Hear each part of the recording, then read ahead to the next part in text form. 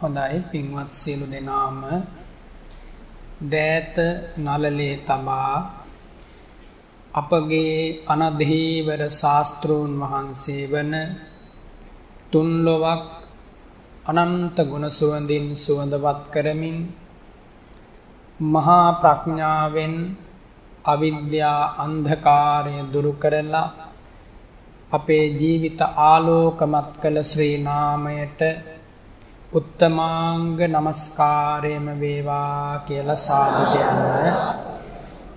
කුළුණු මෙන් සත වෙත පතල නැන සව්පදරුත හෙලි කල ලොවට සෙත නිතර නමදිම් මුනිඳු සරණත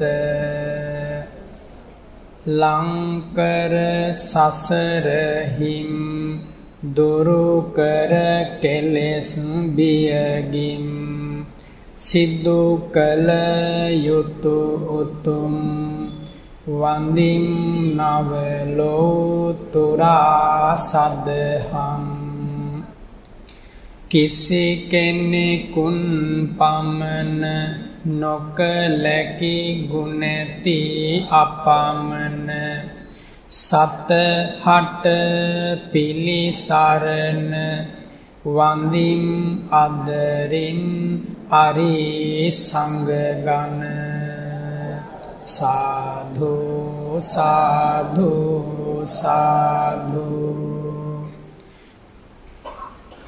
නමෝ තේ බුද්ධ වීරත්තෝ විප්පමුත්තෝ සිසබ්බධී නමෝ තේ බුද්ධ වීරත්තෝ විප්පමුත්තෝ සිසබ්බධී නමෝ තේ බුද්ධ වීරත්තෝ විප්පමුත්තෝ සිසබ්බධී ජීවිතං අත්ථ භාවෝච සුඛ දුක්ඛාච කේවලා ඒක චිත්ත සමායුත්තා ලහුසෝ වත්තතේ කනෝ නිබ්බත්තානං ච ධම්මානං භංගෝ නේසං පුරක්ඛතෝ පලෝක ධම්මා තිට්ඨන්ති පුරාණේහි අමිස්සිතෝ අදස්සනතෝ ආයන්ති භංගා ගද්ධන්ති දස්සනං විජ්ජුපාදෝව ආකාසේ උප්පජ්ජන්ති වයන්ති වාති විපස්සනා භාවනා මධ්‍යස්ථානයෙහි ගරු කටයුතු ලොකු ස්වාමීන් වහන්සේ වන විචිත්‍ර ධර්ම කතික අප කල්යාණ මිත්‍ර අතිපූජනීය උඩුදුම්බර කාශ්‍යප ස්වාමීන් වහන්සේ එවැගේම අපගේ කල්යාණ මිත්‍ර විචිත්‍ර ධර්ම කතික අතිපූජනීය උඩුදුම්බර සෝභිත ස්වාමීන් වහන්සේ ඇතුළු සදා පූජනීය වන්දනීය සුපේසල ශික්ෂාකාමී මහා සංඝරත්නයෙහි පාපියුම් වන්දනා කරමි. මට අවසර ලැබේවා. පින්වත් සිල්මෑණිවරුනි, ශ්‍රද්ධාවන්ත පින්වතුනි, මාසයකට පස්සේ රතනාඝර ප්‍රභා අභිධර්ම වැඩසටහනින් අප සියලු දෙනාම නැවත මේ විදිහට එකම බණ මඩුවකදී මුණ ගැසුණා, හමු වුණා. අපි හැමෝම පුදුම වාසනා මහිමයක් සමග මිනිස් ලෝකෙට ආපු සැබවින්ම පිනතියන් යයි කටපුරවා කිව හැකි භාග්‍යයක් උදා කරගත් මිනිස් පිරිසක්. ඇයි මම ඒ විදිහට ප්‍රකාශ කරන්නේ? අද වෙනකොට තුසිත දිව්‍ය ලෝකයේ අනාගතයේ ලොවට පහළ වන මෛත්‍රී සම්මා සම්බුදුරජාණන් වහන්සේ ඒ උතුම් බෝසතාණන් වහන්සේ ළඟ උන්වහන්සේගේ ඇසුර ලබමින් පින්වත් දිව්‍ය පුත්‍රයෙක් බොහෝ සැප සම්පත් ලබමින් ධර්මයේ පුරුදු කරමින් ජීවත් වෙනවා. ඒ දිව්‍ය පුත්‍රයා මනුස්ස ලෝකේ හිටපු කාලේ තමයි අනුරාධපුර යුගය. අනුරාධපුර යුගයේ ශ්‍රී ලංකා ධරණීතලයේ එක්සේ සත් කරපු වීරෝදාර ගුණ ඇති දුටුගැමුණු මහා නිරිඳුන්ගේ තේජෝ බල සම්පන්න ඇමතිවරයෙක් හිටියා. ඒ ඇමතිතුමාගේ පුතෙක් හිටියා තිස්ස කුමාරයා කියලා. තාත්තගේ ඇවෑමෙන් අමාත්‍ය ධූරය හෙබ වූයේ ඒ තිස්ස කුමාරයා. තිස්ස කුමාරයා ඒ ඇමතිවරයෙකුගේ පුතෙක් වෙලා උපදින්න කලින් ඔහු ජීවත් වුණේ මේ ලංකාවේ දකුණු දික් භාගයේ රුහුණු රටේ තලගුරු තිස්ස කියන පර්වත ප්‍රාන්තයේ. මෙහෙම කියනකොට ඔබට හිතෙන්න පුළුවන් ස්වාමින් වහන්සේ කෙනෙක් හැටියට කල්ගත කරන්න ඇති, එහෙම නැත්නම් මිනිස් ලෝකයේ සිටින්න ඇති කියලා. එහෙම හිතන්න එපා. තලගුරු කියන ඒ පර්වතයේ එක්තරා ගල් ලෙනක සුපේසල සිල් ගුණ ඇති, ලැබූ අධිගම ඇති, මාර්ග ඵලලාභී තථාගතයන් වහන්සේගේ ලයෙහි උපන්න බුද්ධ පුත්‍රයන් වහන්සේ නමක් පරම කරුණා මෛත්‍රී ගුණයෙන් කුරා කුහුඹු වාගේ පටන් බඹලොව දක්වා පතුරවමින් දෙවියන් සහිත ලෝකයට පින් කෙතක් වෙමින් ඒ ගල්ලෙනේ වාසය කරනවා. ඒ කාලේ ඒ ස්වාමින් වහන්සේ පිණ්ඩපාතේ වැඩම කරලා සෙනසුනට ගල්ලෙනට වඩිනකොට ස්වාමින් වහන්සේගේ නෙත ගැටුණා. සමීපයේ ගල් ගුහාවක් ළඟ දරණ ගසාගෙන ඉන්න අජගර, එහෙම නැත්නම් බඩගාගෙන යන සර්පයෙක් කිට්ටු වෙලා බලනකොට ලොකු ගැරඬියෙක් දරණ ගසාගෙන ඉන්නවා. හැබැයි වඩාත් හොඳින් බලනකොට මොහුගේ දැස අන්ධ වෙලා ඇස් දෙක පේන්නේ නැහැ. දැන් ගොදුරක් සොයාගෙන යන්න බෑ. පුදුමයි. ඒ ස්වාමින් වහන්සේගේ හිතේ ඇති වුණා මම මේ සතාට පිහිට වෙන්න ඕන. මා වගේම මේ පර්වත ප්‍රාන්තයේ මේ ගල්ලෙනේ බොහෝ කාලයක් මේ සතා ජීවත් වුණා. එහෙම බලනකොට අප දෙදෙනාම අරණ්‍යගතවයි කාලය ගත කරේ. මේ සතා අද ගැරඬියෙක් වුණාට අනාදිමත් සංසාරේ මගේ මව පියා වෙමින්, සහෝදරයා සහෝයුරිය වෙමින් මා සමග එකබත්පත අනුභව කරමින් ආපු සංසාරය ගැන බුදුරජාණන් වහන්සේ මට කියා දීලා තියෙනවා. එනිසා මම පමණ නැති අපමණ මෙත්සිතක් මේ අහිංසක සත්වයා වෙනුවෙන් පැතිරිය හැක්කේ කෙලසින්ද කියලා හිතමින් ඒ පාරිශුද්ධ හදවතට වැටහෙනවා මම මේ ගැරඬියාට ඇසෙන ලෙස සතිපට්ඨාන සූත්‍රය සජ්ජායනා කරන්න ඕන කියලා. කරුණාවක මහත ස්වාමින් වහන්සේ කුසගින්නක් දරාගෙන දානේ වළඳන්නෙත් නැතුව ඒ ගැරඬියාට ඇසෙන ලෙස පරියංකයක් බැඳගෙන වාඩි වෙලා මිහිරි හඬින් සතිපට්ඨාන සූත්‍රය සජ්ජායනා කළා. මේ ගැරඬියා අසාගෙන ඉන්නකොට ජීවිතය කියන්නේ මහා පුදුම දෙයක්. බුදුරජාණන් වහන්සේ පමණයි පරිපූර්ණ වශයෙන් අවබෝධ කරගත්තේ. එක්තරා කබරගොයෙක් ඇවිල්ලා මේ ගැරඬියාව ගොදුරු කරගත්තා. මරණාසන්න මොහොතේදී තලගුරු විහෙරවැසි ධම්මදින්න මහා රහතන් වහන්සේගේ මිහිරි ශාන්ත ස්වරය තමයි ඒ සර්පයාගේ හිතේ රාව ප්‍රතිරාව දෙන්නේ. ඔහුට පුළුවන්කමක් තිබුණේ නැහැ පදයෙන් පද ඒ බණ පදයේ තේරුම් ගන්න. ඔහුට වැටහුණේ නෑ මේ ඇසෙන්නේ තුන්ලොවක් සනසාලු තිලෝක තිලක බුදුරජාණන් වහන්සේගේ හද මඩලින් ගලා ආ අමා ධාරාවක් සදිසි සද්ධර්මයයි කියලා ඔහු දැන සිටියේ නෑ. ඒ වගේම ඔහු දැන සිටියේ නෑ භාවනා කර්මස්ථාන ගණනාවකින් සමන්නාගත මුළු ශ්‍රී සද්ධර්මයටම ප්‍රවේශයක් සදිසි ධර්මපරයායක් මට මේ ඇසෙනවා කියලා. එහෙම දැනන් සිටියේ නෑ. ඔහු දැන සිටියේ නෑ මේ ධර්මපරයාය අයිති වන්නේ සූත්‍ර පිටකයටයි විනය පිටකයටයි අභිධර්ම පිටකයටයි කියලා ඔහු දැනන් හිටියේ නෑ. හැබැයි මේ ශබ්ද මාත්‍රය ඔහුගේ සිතේ පුදුම ප්‍රසන්න හැඟීමක් ඇති කළා. කොච්චර ප්‍රසන්න හැඟීමක්ද කියනවා නම් ගොදුරු කරගන්නා මොහොතේදී ඒ මාරාන්තික වේදනාව පවා ඔහුට බලවත් විදියට දැනුනේ නැහැ. රහතන් වහන්සේලාගේ චිත්ත ශක්තිය අචින්ත්‍යයි. හිතන්ට බැරි තරම්.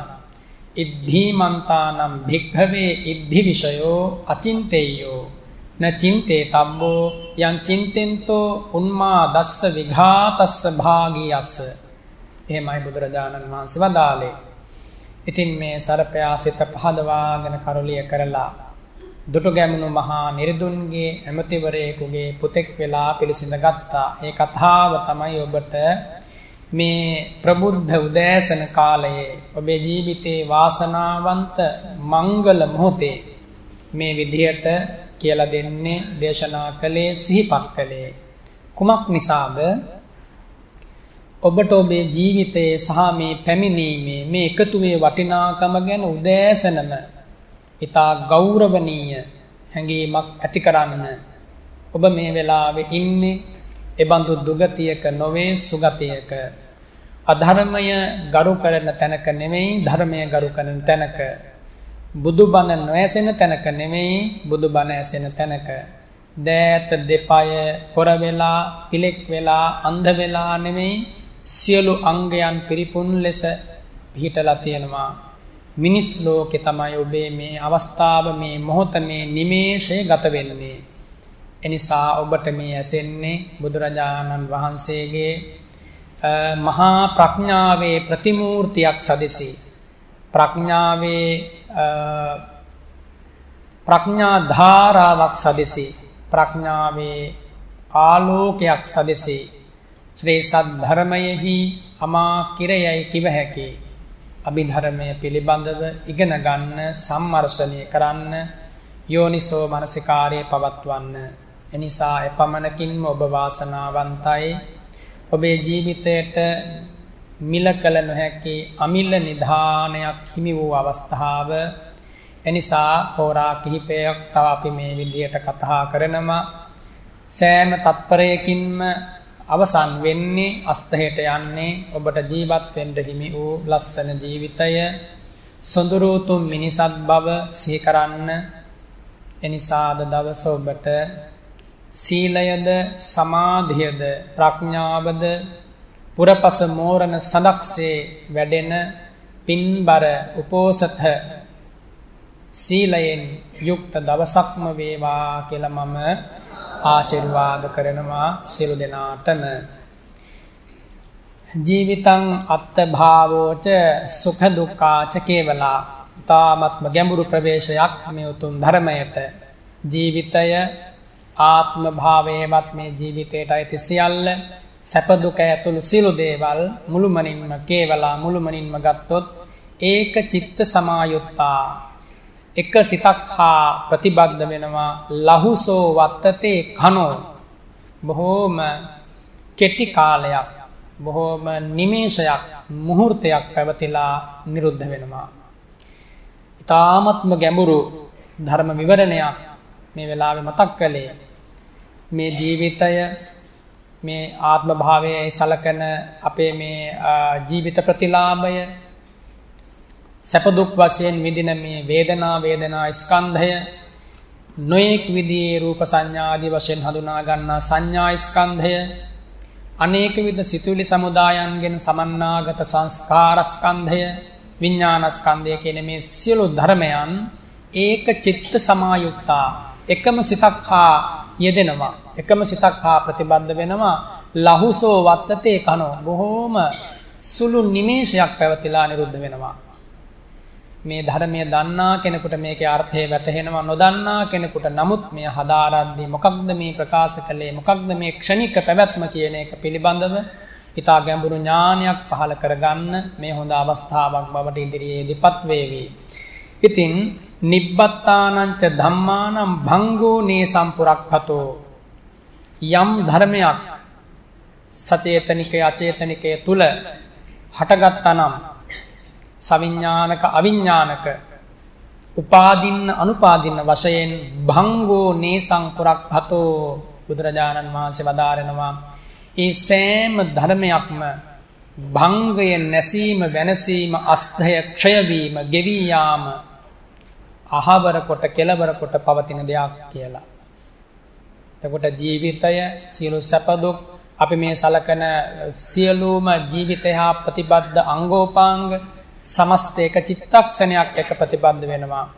වේදනාව, සංඥාව, සංස්කාරස්කන්ධය නියෝජනය කරන ධර්මතා සිතක් සමග ඉපදිලා ඒත් එක්කම නැති වෙලා යනවා.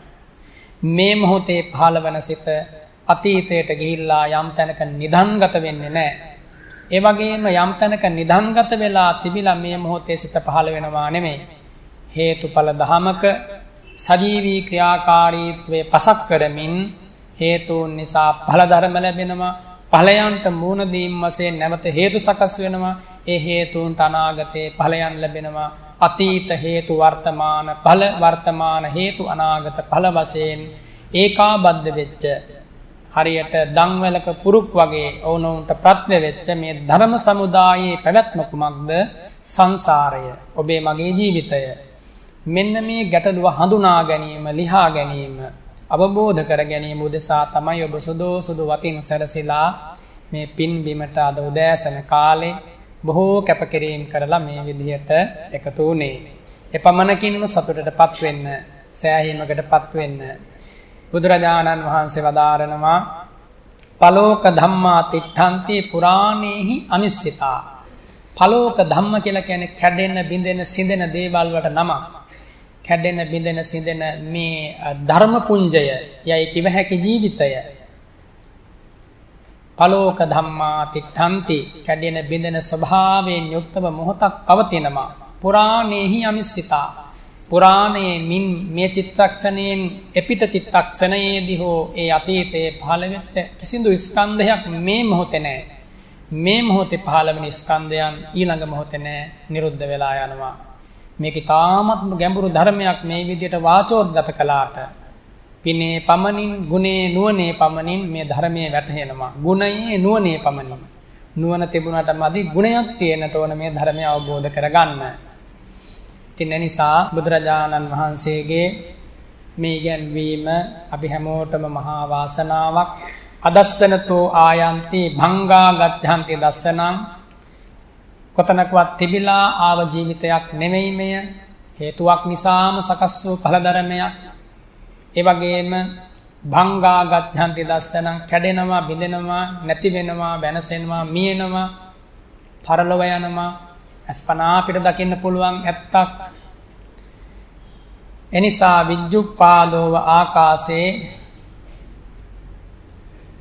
උප්පජ්ජಂತಿ වයන්ති වා, හරියට අහසේ පහළවන මේඝ ගර්ජනා සහිත විදුලි ආලෝකයක් මොහොතකින් නොපෙනීමට යනවා. අන්න ඒ වගේ ඔබේ ජීවිතය.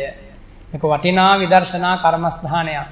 මෙහි සී කැඳවීමම වුණත් ප්‍රඥාවන්තයෙකුට හොඳටම ඇති නිවනින් නිවි සදහටම සැනසෙන්න. මගේ ජීවිතය විදුලි පතනයක් වගේ, අකුණු එලියක් වගේ මොහොතක් පැවතිලා නිරුද්ධ වෙනවා කියලා හිතන්න. එහෙම හිතන්න. අස්සාස පස්සාස උපනිබන්ධං ජීවිතං, ජීවිතය ආස්වාසය ප්‍රස්වාසය හා බැඳී ගිය මොහොතක, තාමත්ම ක්ෂණයක පැවැත්මක් පමණයි. ඒ වගේම පස්සාසූපනිබන්ධං ජීවිතං, ආස්වාස ප්‍රස්වාසය හා බැඳී ගිය ජීවිතය ආස්වාස් ප්‍රස්වාස නිරුද්ධ වන්නේ යම් වේගයකින්ද ඒ වේගයෙන්ම නිරුද්ධ වෙනවා. ඊළඟට බුදුරජාණන් වහන්සේ වදාරනවා මහා භූතූපනිබන්ධං ජීවිතං, සතර මහා භූත හේතු කරගෙනමයි මේ ජීවිතේ පවතින්නේ. මේවා නිරන්තරයෙන් අසන්නට ඕන, නිරන්තරයෙන් හිතන්නට ඕන. හොඳට පුරුදු ශ්‍රුතයක්, පුරුදු ධාරණයක්, පුරුදු මානසිකාරයක් බවට මේ ඇසෙන සියල්ල පත් කරගන්න ඔබ වග බලා ගන්න. ඔබේ ජීවිතයට, ඔබේ හිතට රාව ප්‍රතිරාව දෙමින් මේ ගම්භීර ධර්මපරයායන් වැටහෙන විදියට, ඇසෙන විදියට හොඳට හිත මේ ධර්මය තුල නිමග්න කරන්න, අතුල් කරන්න. ඒ විදිහට තමයි අතීතයේ හිටපු තේජාන්විත පින්වන්ත උතුම ලෝතුරු සැනසීම් සුවය මේ උතුම් ධර්මයේ ඔස්සේ සොයාගත්තේ. බුදුරජාණන් වහන්සේ වදාරනවා කබලින්කාර ආහාරපනිබන්ධන් ජීවිතං. කනබන ආහාර පාන හේතු කරගෙන මේ ජීවිතය දෙපයින් මේ මහා පොළොව මත පවත්වනවා. ඒ වගේම උසුමූපනිබන්ධං ජීවිතං. ඔබෙත් මගෙත් ශරීර උෂ්ණත්වයක් තියෙනවානේ, තේජෝ ධාතුව හේතු කරගෙන මේ කය නොමැරී පවතිනවා. උසුමූපනිබන්ධං ජීවිතං. විඥානූපනිබන්ධං ජීවිතං. ජීවිතය කියන්නේ විඥාණය නාම ධර්ම හේතු කරගෙන පවතින තැනක්, පවතින දෙයක්. නාම රූප ධර්මවල ඕනෝන්ට ප්‍රත්‍ය වෙමින් පවතිනා වූ ධර්ම රාශියක් හැටියටයි බුදුරදුන් මේ ජීවිතය දකින්න කියලා වදාළේ. ඒ වගේම වදාරනවා මූලම්පි ඉමේසං දුබ්බලං. ඔබේ මගේ ජීවිතයේ මූලය, කර්ම ශක්තිය, ප්‍රතිසන්ධී ජනක කර්මය බොහොම දුර්වලයි. ඇයි දුර්වලයි කියන්නේ? ඔබත් මාත් සියවසක් ජීවත් වෙන්නේ නැහනේ. ඔබත් මාත් සියවස් දෙකක් ජීවත් වෙන්නෙත් නැහනේ. එතනින් එහා ගැන කතා කරන්නම බෑනේ. එනිසා ඒ කර්මය බොහොම දුර්වලයි මේ වගේ කාලයක. එනිසායි කම්මම්පි ඉමේසං මූලම්පි ඉමේසං දුබ්බලං කියලා වදාළේ. පුබ්බ හේතුපි ඉමේසං දුබ්බලං. ඔබේ මගේ මේ ජීවිතය සකස් කරපු මිනිසත් භවයට, මාතෘ කුක්ෂයට, මවගේ කුසට ප්‍රතිසන්ධී වශයෙන් රැගෙන ආපු අතීත හේතු බොහොම දුර්ලභයි. එහෙම නැත්නම් හරිම දුර්වලයි. ඇයි දුර්වල වන්නේ? ඒ හේතුන්ට ශක්තිය නැහැ මේ කරජකය සත වර්ෂයක්, සහස්‍ර වර්ෂයක් පවත්වන්න. නොබෝ කලකින් දිරනවා, ඝාතනය වෙනවා, ගෙවි යනවා, මැරෙනවා. ඊළඟට බුදුරජාණන් වහන්සේ වදාරනවා යේ පච්චයා තේපි දුබ්බලා යේපි පභාවිකා තේපි දුබ්බලා. මේ ජීවිතය සකස් කරපු ප්‍රත්‍යක් වේනම්, හේතුවක් වේනම්, ඒ පභාවික ප්‍රභව කරන, ජනනය කරන සියලු හේතුන් දුර්වල නිසාම, ශක්තිමත් නැති නිසාම මේ ජීවිතයත් එහෙම ශක්තිමත් එකක්, බොහෝ කලක් පවතින එකක්, ගස්ගල් වගේ තියෙන එකක් නෙමෙයි. නිමේෂයකින් අතුරුදන් වෙලා යනවා. ඉතින් ඒ නිසා ඔබ හිතන්න මේ කියපු කාරණේ පිළිබඳව වඩාත් ගැඹුරින් කල්පනා කරමින් අද දවසට નિયમિત ඒ පරම ගම්භීර ශ්‍රී සද්ධර්මයේ ශ්‍රවණය කරන්ට ඔබ අවධානය යොමු කරන්න. අපි රතනාඝර ප්‍රභා අභිධර්ම වැඩසටහන් කිහිපයකින් අභිධර්මයේ යනු කුමක්ද, තථාගත බුද්ධ භාෂිතයක් වන බව, එය ඍජුවම සමුච්ඡේද ප්‍රහාණය හේවත් කෙලෙසුන් සමුච්ඡේද වශයෙන් මුළුමනින්ම ප්‍රහාණය කරන්නට හේතු වන බව, අභිධර්මයේ නොදන්නා කෙනෙකුගේ ධර්ම දේශනාවක් ශ්‍රවණයක් සැබෑ ධර්ම ශ්‍රවණයක් දේශනාවක් නොවන වග මේ සියලු කරුණු කතා කළා. ඒ වගේම අභිධර්මය කියන්නේ කුමක්ද කියලා වචනාර්ථ වශයෙන්, පදගතාර්ථ වශයෙන් ඔබට තෝරා දුන්නා. අපි ඉදිරි දිනක දේශනා 5-6ක් එකතු කරලා හඬපටයක් හැටියට ඔබට ලබා දෙන්න කටයුතු සිදු කරනවා. එතකොට මේ පසුගිය දේශනා පිළිබඳව නැවත නැවත අසන්ත ලැබෙවි. වඩාත් හොඳින් ඔබේ දහම් දැනුම ශ්‍රුතය දියුණු කරගන්නට මහෝපකාර වෙනවා. ඒ වගේම අපි කතා කළා සතර විධ පරමාර්ථ ධර්මයන් පිළිබඳව, චිත්ත චෛතසික, රූප නිර්වාණ, ඊළඟට චිත්තෙහි ප්‍රභේද ගැන කාමාවචර සිත්, රූපාවචර, අරූපාවචර වශයෙන් කතා කළා. ඒ වගේම කාමාවචරයෙහි ප්‍රභේදයන්, කාමාවචරයේ තියෙන ඒ අකුසල සිත් ගැන, ඉන් අනතුරුව අහේතුක සිත් ගැන, කාමාවචර සෝභන සිත් ගැන අපි කතා කළා කොටසක්. ඒ වගේම පසුගිය වැඩසටහනේදී අපි අවසන් කළේ අහේතුක සිත් කාණ්ඩයෙහි මුල කොටස සාකච්ඡා කරලා. අහේතුක සිත් පිළිබඳව අපි සාකච්ඡා කළා. අහේතුක සිත් කියලා බුදුරජාණන් වහන්සේ වදාළේ හේතු වශයෙන් හඳුන්වන ධර්මතා නොයෙදී යම් සිතක් පහළ වෙනවා නම් අන්න ඒවට කියනවා අහේතුක චිත්තෝත්පාදයන් කියලා. අහේතුක චිත්තෝත්පාදයන්. එතකොට සහේතුක චිත්තෝත්පාදයන් කිව්වේ හේතු සහිතව හේතු යෙදෙන, හේතු යයි නම් ලද චෛතසික ධර්මතා යෙදෙන යම් සිතක් පහළ වෙනවා නම් ඒකට කියනවා සහේතුක චිත්තයන් කියලා.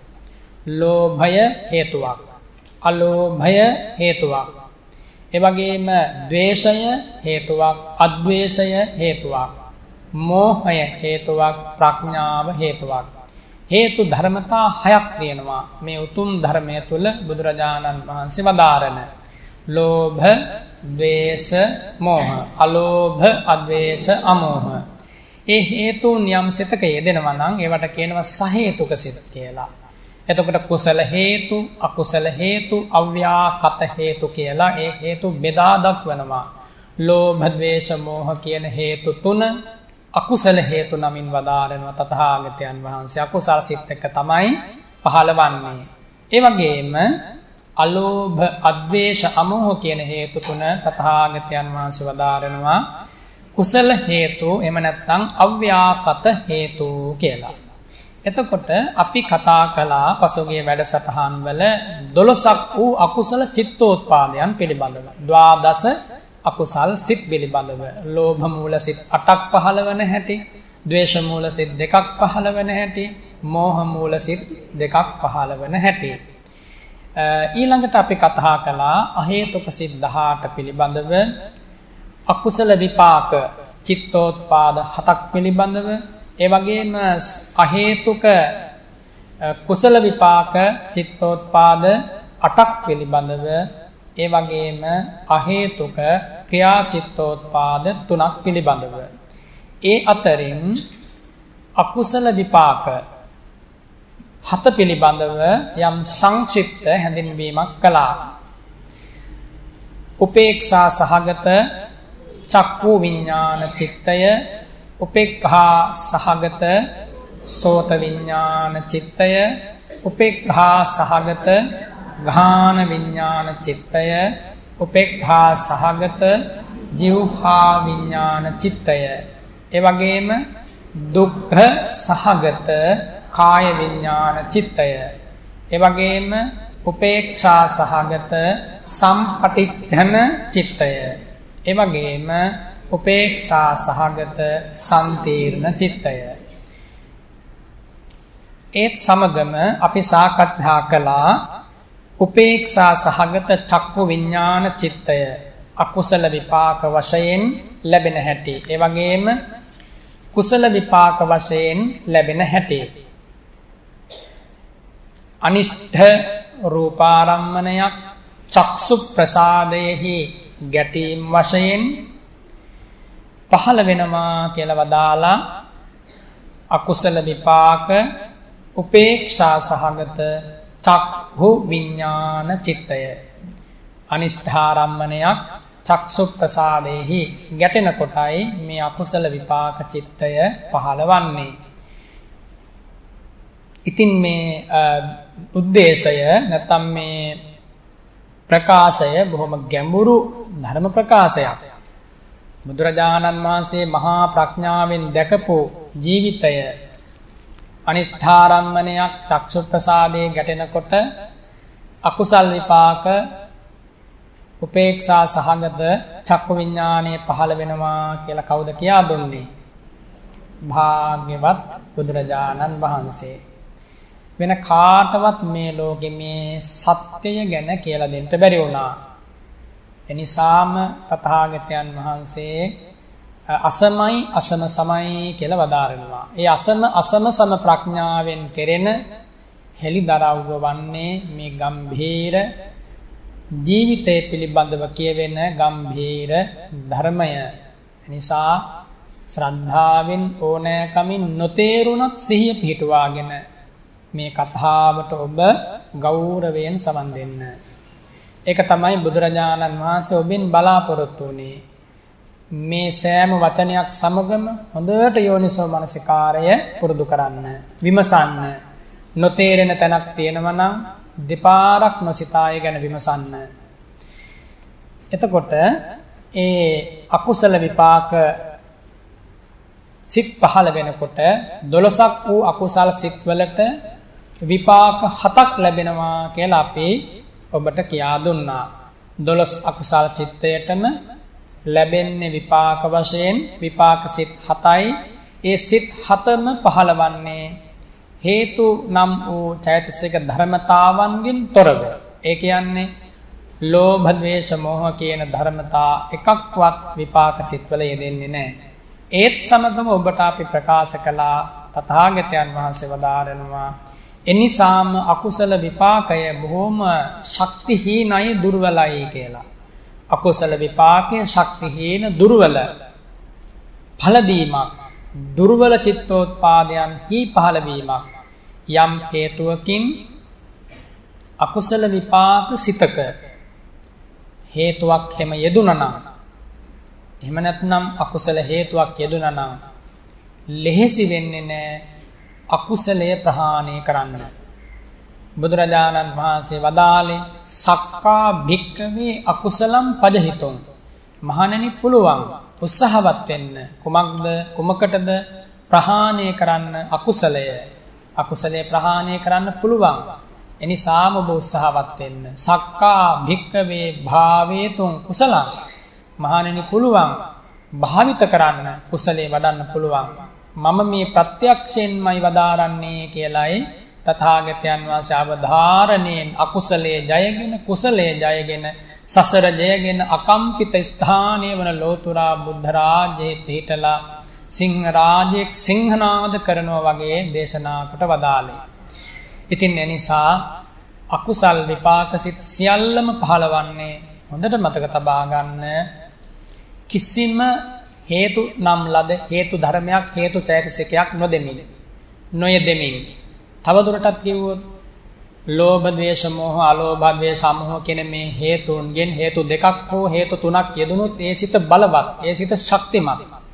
හරියට ශක්තිමත් මුල් තුනකින් නැත්නම් මුල් දෙකකින් නැත්නම් එක මුලකින් ගසක් මේ මහ පොළව තුල රඳවාගෙන තියෙනවා වගේ. හරියට කැඳි මුල් කිහිපයකින් රඳවාගෙන තියෙන වෘක්ෂයක් පුංචි සුළඟටත් ගැලවිලා වැටෙනවා. අන්න ඒ වගේ හේතුවක් නොයෙදෙන සිත්වල ශක්තිය, බලය, ඒ වගේම එහි තියෙන දැනෙන ගතිය ඊටාම අවමයි, ඊටාම අඩුයි. එනිසා මේ අකුසල විපාක ගැන කතා කරද්දී ඔය කාරණේ හොඳට හිතට ගන්නකොට ඔබට ලොකු හයියක් දැන් එනවා හිතට. එහෙනම් තථාගතයන් වහන්සේ වදාරන්නේ සත්‍යක්මයි. අකුසලයක් ප්‍රහාණය කරන්න ඊ타ත්ම පහසුයි. අකුසලයට අකුසල විපාක පහළ වෙනකොට හේතු ධර්ම යෙදෙන්නේ නැහැ. ඒ නිසා ඒ සිත් ශක්තිමත් නැහැ. මම සංසාරේ බොහෝ මගේ අතින් වැරදි අඩුපාඩු සිද්ධ වෙලා ඇති. එහෙම වුණාට අද මට පුළුවන් ඒ අකුසලයේ ජය ගන්න. කුමක් නිසාද? බුදුරජාණන් වහන්සේ මේවා සොදක්සේම ප්‍රත්‍යක්ෂ කරලා මා ඉදිරියේ මට අනුකම්පාවෙන් දේශනා කළා තියෙන නිසා. එහෙම හිතනකොට පුදුම හයියක් එනවා හිතට. ඒ වගේම කුසලයන්, කුසල විපාකයන්, විශේෂයෙන් කුසල විපාක තියෙනවා හේතු ධර්ම යෙදෙන. ත්‍රි හේතුක කුසල විපාකයන් තියෙනවා. ඒවා අපි ඉදිරියට දැන් සාකච්ඡා කරනවා. එතකොට මේ සිත්වල තියෙන පුදුම බලය ඔබට මේ ජීවිතේ බඳු චිත්තෝත්පාදයන් බොහෝ පහළ වෙන්න ඇති. පහළ වෙනවා ඉදිරියේදීත් එහෙමයි. එනිසා ඒ කුසල විපාකයන්ගේ ආශිර්වාදය, එහි ආනිසංසය, එහි වටිනාකම බොහොම හරවත් විදියට ජීවිතයට ගලපා ගන්න තමයි මේ ධර්මයේ ඉගෙන ගන්නෙ. ඉතින් අපි සාකච්ඡා කළා උපේක්ෂා සහගත චක්කු විඥාණය ඇස ඇසුරු කරගෙන චක්සු ප්‍රසාදය ඇසුරු කරගෙන පහළ වෙන හැටි. ඒ වගේම සෝත ප්‍රසාද රූපය ඇසුරු කරගෙන සෝත විඥාන සිත පහළ වෙන හැටි. ගාහන ප්‍රසාදය ඇසුරු කරගෙන ගාහන විඥාන සිත පහළ වෙන හැටි. જીවහා ප්‍රසාද රූපය ඇසුරු කරගෙන જીවහා විඥාන සිත පහළ වෙන හැටි. කාය ප්‍රසාද රූපය ඇසුරු කරගෙන කාය විඥාන සිත පහළ වෙන හැටි. එතකොට අකුසල විපාක කාය විඥානය දුක්ඛ සහගත වීමේ හේතුවක්. ඒ වගේම අකුසල විපාක උපේක්ෂා චක්කු විඥාන සෝත විඥාන ගාහන විඥාන જીවහා විඥාන කියන මේ හතර උපේක්ෂා සහගත වීමේ හේතුවක් යම් පමණකින් එදා තෝරා දුන්නා. හොඳට සවන් දෙන්න මේ කියන කාරණයට. රූපස්කන්ධය බුදුරජාණන් වහන්සේ ආකාර 28කින් 820 රූපයක් හැටියට ධම්මසංගණී ප්‍රකරණය නම් වූ අභිධර්මයේ පළමු වන පොත් වහන්සේ තුල රූපකාණ්ඩයේදී දේශනා කරනවා. එතකොට එහි පළමු බෙදීම හැටියට මහා භූත රූප උපාදා රූප කියලා පළමුව රූපේ කොටස් දෙකකට බෙදනවා. මහා භූත රූප කියන්නේ පඨවි ආපෝ තේජෝ වායෝ. උපාදා රූප කියලා කියන්නේ සෙසු රූප වලට. ඒ කියන්නේ 24ක් වූ රූප වලට කියනවා. එතකොට උපාදා රූප කියලා. චක්සු ප්‍රසාද රූපය කියන්නේ එතකොට කුමක්ද? උපාදා රූපයක්. සෝත ප්‍රසාදය, ධාන ප්‍රසාදය, જીවහා ප්‍රසාදය, කාය ප්‍රසාදය කියන්නේ කුමක්ද? උපාදා රූපයක්. ඒ වගේම චක්සු ප්‍රසාදෙහි ගැටෙන වර්ණ රූපය කියන්නේ කුමක්ද? උපාදා රූපයක්. සෝත ප්‍රසාදෙහි ගැටෙන ශබ්ද රූපය කියන්නේ කුමක්ද? උපාදා රූපයක්. ගාහන ප්‍රසාදෙහි ගැටෙන ගන්ධාරම්මණය නැත්තම් ගන්ධ රූපය කියන්නේ කුමක්ද? උපාදා රූපයක්. જીවහා ප්‍රසාදෙහි ගැටෙන රස රූපය කියන්නේ කුමක්ද? උපාදා රූපයක්. එහෙනම් දැන් කරුණක් ඔබට ප්‍රකට වෙනවා. උපාදා රූපයක් සමග ගැටීමක් තමයි චක්සු ප්‍රසාදයයි වර්ණ රූපයයි එකතු වීම. බුදුරජාණන් වහන්සේ වදාරනවා මේ උපාදා රූපයක් හා ගැටීම එකතු වීම හරියට පුළුන් ටිකක් හා එකතු වීම වගේ ඊ타ත්ම සියුම් එකතු වීමක්. ඒක ලොකු ගැටීමක් ඝර්ෂණයක් නොවේ කියලා. එනිසා එහෙම නොවන නිසා ඒ චක්කු විඥාන, සෝත විඥාන, ගාහන විඥාන, જીවහා විඥාන කියන මේ විඥාන හතරෙහිම වේදනාව උපේක්ෂාවෙන් යුක්ත වුණා. සෝමනස්ස හෝ දෝමනස්ස වේදනාවක් යෙදුනේ නැහැ. හැබැයි පොට්ටබ්බ රූපය සහ කාය ප්‍රසාද රූපය මේ දෙක එකතු වීම තථාගතයන් වහන්සේ වදාරනවා කාය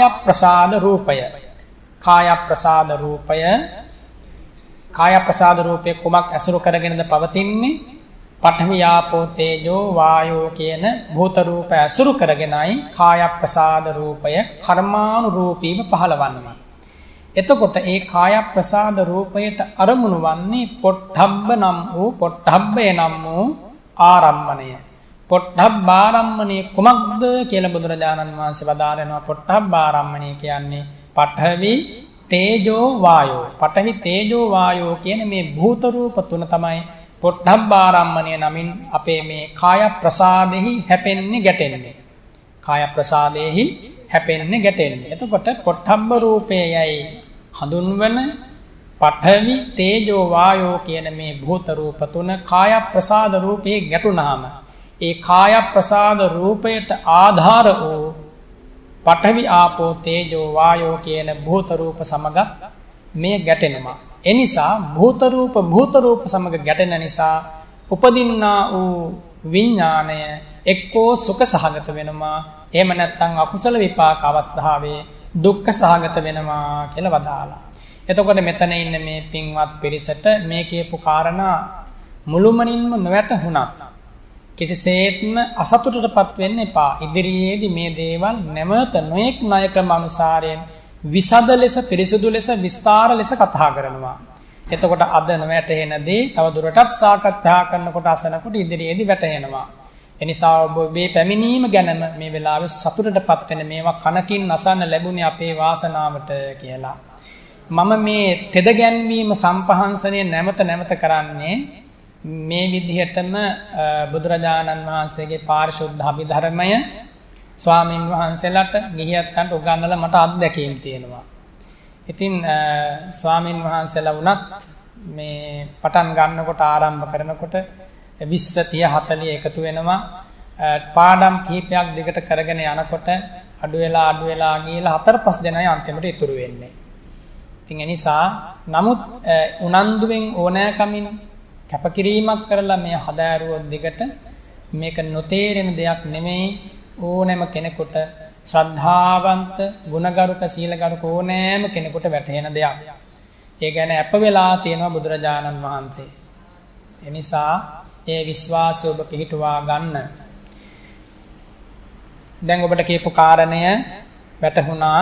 මම හිතනවා වැටහෙන්නේ නැති කියලා. දුක්ඛසහගත කාය විඥානය, සුඛසහගත කාය විඥානය ඒ විදියට පහළ වෙන්න හේතුව තමයි භූත රූප, මහා භූත රූප හා ගැටීම කියලා මතක තියාගන්නකො. ඉදිරියට යද්දී ඒක තව දුරටත් පිරිසිදු ලෙස ඔබට ඉගෙන ගන්න ලැබෙනවා. ඊළඟට අපි කතා කළා උපේක්ෂා සහගත අකුසල විපාක සම්පටිච්ඡන චිත්තය පිළිබඳව. සම්පටිච්ඡන චිත්තය. සම්පටිච්ඡනය කියලා කිව්වේ පිළිගන්නවා කියන අදහස. සම්පටිච්ඡනය කුමක්ද පිළිගන්නේ? චක්කු විඥාණයෙන් ගත්තා වූ අරමුණ පිළිගන්නවා වගේ යම් සිතක් ඉන් අනතුරුව පහළ වෙනවා නම් අන්න ඒකට කියනවා සම්පටිච්ඡනය කියලා. සෝත විඥාණයෙන්, ගාහන විඥාණයෙන්, ජීවා විඥාණයෙන්, කාය විඥාණයෙන් ගත්තා වූ අරමුණ පිළිගැනීම වශයෙන් යම් සිතක් පහළ වෙනවා නම් ඒකට කියනවා සම්පටිච්ඡන චිත්තය කියලා. එතකොට මේ චිත්ත නියාමය හරියාකාරවම තේරුම් ගන්න සිත් පහළවන පිළිවෙල සහ ක්‍රමය ගැන ඔබ හොඳට ඉදිරියේදී දැනුවත් වෙන්නට ඕන. චිත්තානුපස්සනාව මේ වඩන්නේ හොඳට මතක තියාගන්න. ඒ අවබෝධය ලබා ගන්න තව වැඩසටහන් කීපයක්කට ඔබ සම්බන්ධ වෙන්න ඕනි. ඒ වැඩසටහන් කීපය ඔබම උනන්දුවෙන් ඔය පණ කෙන්ද රැකිලා තිබ්බොත් සම්බන්ධ වෙන්න. මතක තබා ගන්න. පණ නැති වුණොත් පණ ගෙලිහිලා ගියොත් ඒත් සතුටු වෙන්න මෙපමණකින්ම. අර ගැරන්ඩියාට වඩා යමක් අපි කරගත්තා කියලා. ඊළඟට උපේක්ෂා සහගත සම්තීරණ චිත්තය. සම්තීරණය කියලා කියන්නේ තීරේති කියලා කියන්නේ පාලියෙන් තීරණය කරනවා කියන එකයි. තීරේති කුමක්ද තීරණය කරන්නේ? සම්පටිච්ඡන චිත්තයෙන් එම නැති ඊට කලින් චක්කු විඥානාදී සිත් වලින් ගත්තා වූ අරමුණ. එතකොට කියන එකට සම්තීරණ චිත්තය කියලා. ඔන්න දැන් අකුසල විපාක සිත් 7 පිළිබඳව කෙටි හැඳින්වීමක් කළා. චක්ෂු ප්‍රසාදය අසුරු කරගෙන පහළ වන උපේක්ෂා සාගත චක්කු විඥානය, සෝත ප්‍රසාදය අසුරු කරගෙන පහළ වන උපේක්ෂා සාගත සෝත විඥානය ආදී වශයෙන්. මේව හොඳට වචනයෙන් පුරුදු කරන්න, මිහිරි හඬින් සජ්ජායනා කරන්න. උපේක්ඛා සහගතං චක්කු විඥාන මේකං සෝත විඥාන මේකං ආදී වශයෙන් මේව සජ්ජායනා කරන්න ඕනි. වචනයෙන් පුරුදු කරන්නට වචසා පරිචිතා. ඊට පස්සේ තමයි ඒක මනසට අල්ලන, මනස විසින් බාර ගන්නා, පිළිගන්නා කුසල සිත විසින් නැවත නැවත ආදරයෙන් ආසේවනය කරන ධර්මයක් බවට පත් වෙන්නේ. ඒ කාරණේ ගැන සිහි කර ගන්න. අකුසල් විපාක සිත් 7 මොනවට විපාක වශයෙන්ද පහළ වෙන්නේ කියන්නේ? අකුසල් සිත් 12ට විපාක වශයෙන් පහළ වෙනවා. කීයක්ද අකුසල විපාක? 7ක්. ඔය ටික ඔය විදිහට මතක තියාගන්න. දැන් මේක නොතේරෙන කෙනෙක් නැහැ මේ බණ මඬුවේ. ඊළඟට කුසලයෙහි විපාක. දැන් අකුසල විපාක ඔච්චරයි තියෙන්නේ, මුළු සංසාරෙටම ආවෙත් ඔච්චරයි, එන්නෙත් ඔච්චරයි. අකුසල සිත් 12ක් මේ අකුසල සිත් ඇටියට පහළ වුණා ආනාදිමත් සසරේ ඉඳන් අද වෙනකම්. හෙට පහළ වුණොත් ඔය 12ට ඇතුළත් එකක් තමයි පහළ වෙන්නේ. ඒවට විපාක වශයෙන් විපාක සිත් 7ක් ලැබෙනවා. බුදුරජාණන් වහන්සේගේ මහා ප්‍රඥාව. එහෙනම් අකුසලයේ විනිවිද දැක්කා දැන්. අකුසලයේ කුමක්ද කියලා දැන් හඳුනාගත්තා. ඉදිරියේදී තියෙනවා මේ අකුසල් කිත් නාම ධර්ම. මේවා නාම ධර්ම විදිහටමද පහළ වෙන්නේ. මේවත් එක්ක රූප ධර්මත් පහළ වෙනවද? මේ අකුසල් සිත් පහළ වෙනකොට කොහොමද කඳුළු වෙන්නේ දැසින්?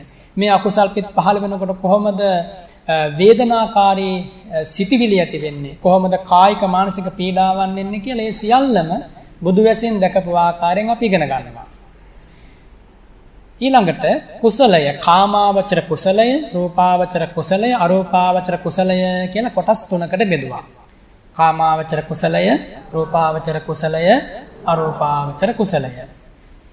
ඒ කාමාවචර, රූපාවචර, අරූපාවචර කියන කුසල් සිත් වලින් මේ වෙලාවේ අපි දැන් ඉගෙන ගන්නවා කාමාවචර කුසල් වලට ලැබෙන අහේතුක විපාක ගැන.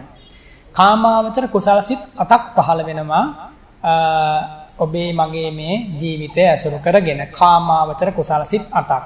ඒ කාමාවචර කුසල් සිත් 8 අපි ළඟට ඉගෙන ගන්නවා. ඒවට කියනවා මහා කුසල් සිත් කියලා. හරි පුදුමයි මේ ධර්මතා ඉගෙන ගන්නකොට හරියට කැඩපතකින් මොහොන බලනවා වගේ ඔබේම ජීවිතේ ඔබේම නුවණින් දැක ගන්න අවස්ථාවක් හිමි වෙනවා. ඒක හරි අසිරිමත්. කාමාවචර කුසලයට විපාක හැටියට විපාක 16ක් පහළ වෙනවා. කාමාවචර කුසලයට විපාක හැටියට විපාක 16ක්. මෙන්න මෙහෙම මතක තියාගන්න. ඒ විපාක 16න් 8ක් සහේතුකවයි පහළවන්නේ. 8ක් අහේතුකවයි පහළවන්නේ. එතකොට සහේතුකව පහළ වෙන විපාක 8 පිළිබඳව ඉගෙන ගැනීම ඉදිරි මොහොතකට තබලා මේ වෙලාවේ අපි ඉගෙන ගන්නේ අහේතුකව පහළ වෙන චිත්තෝත්පාද විපාක 8 පිළිබඳව. හොඳට මේකට සමන් දෙනකොට හිත සමාධිමත් වෙනවා. ඒ අහේතුක විපාක 8 බුදුරජාණන් වහන්සේ සිරිමුව මඩලින් වදාරනවා උපේක්ෂා සහගත චක්කු විඥාණය, උපේක්ෂා සහගත සෝත විඥාණය, උපේක්ෂා සහගත ගාහන විඥාණය, උපේක්ෂා සහගත ජීවා විඥාණය, සුඛ සහගත කාය විඥාණය, උපේක්ෂා සහගත සම්පටිච්ඡන චිත්තය, සෝමනස්ස සහගත සම්තිර්ණ චිත්තය, උපේක්ෂා සහගත සම්තිර්ණ චිත්තය. බොහොම සතුටුයි ඒ ගැන කටපාඩම් කරලා තේරුම් අරගෙන තියෙන නිසා. එතකොට මේ උපේක්ෂා සහගත චක්කු විඥානයේ කුසල විපාකයක් හැටියට පහළවන්නේ කෙසේද ප්‍රශ්නයක්. පහළවන්නේ මෙහෙමයි. මේ ඇසට චක්සු ප්‍රසාදයට ඉෂ්ඨ කාන්ත ප්‍රිය මනාප රූපාරම්මණයක් ගැටුණට පස්සේ පහළ වෙනවා සිතක්. අන්නේ සිතට කියනවා උපේක්ෂා සහගත අහේතුක කුසල විපාක චක්කු විඥාන චිත්තය කියලා. එතකොට අකුසල් විපාක ගැන කතා කරද්දී අහේතුක කියන වචනය ගත්තේ නැහැ. අවශ්‍ය නැහැ. හේතුව තමයි සහේතුක අකුසල විපාක කොටින්ම නැති නිසා.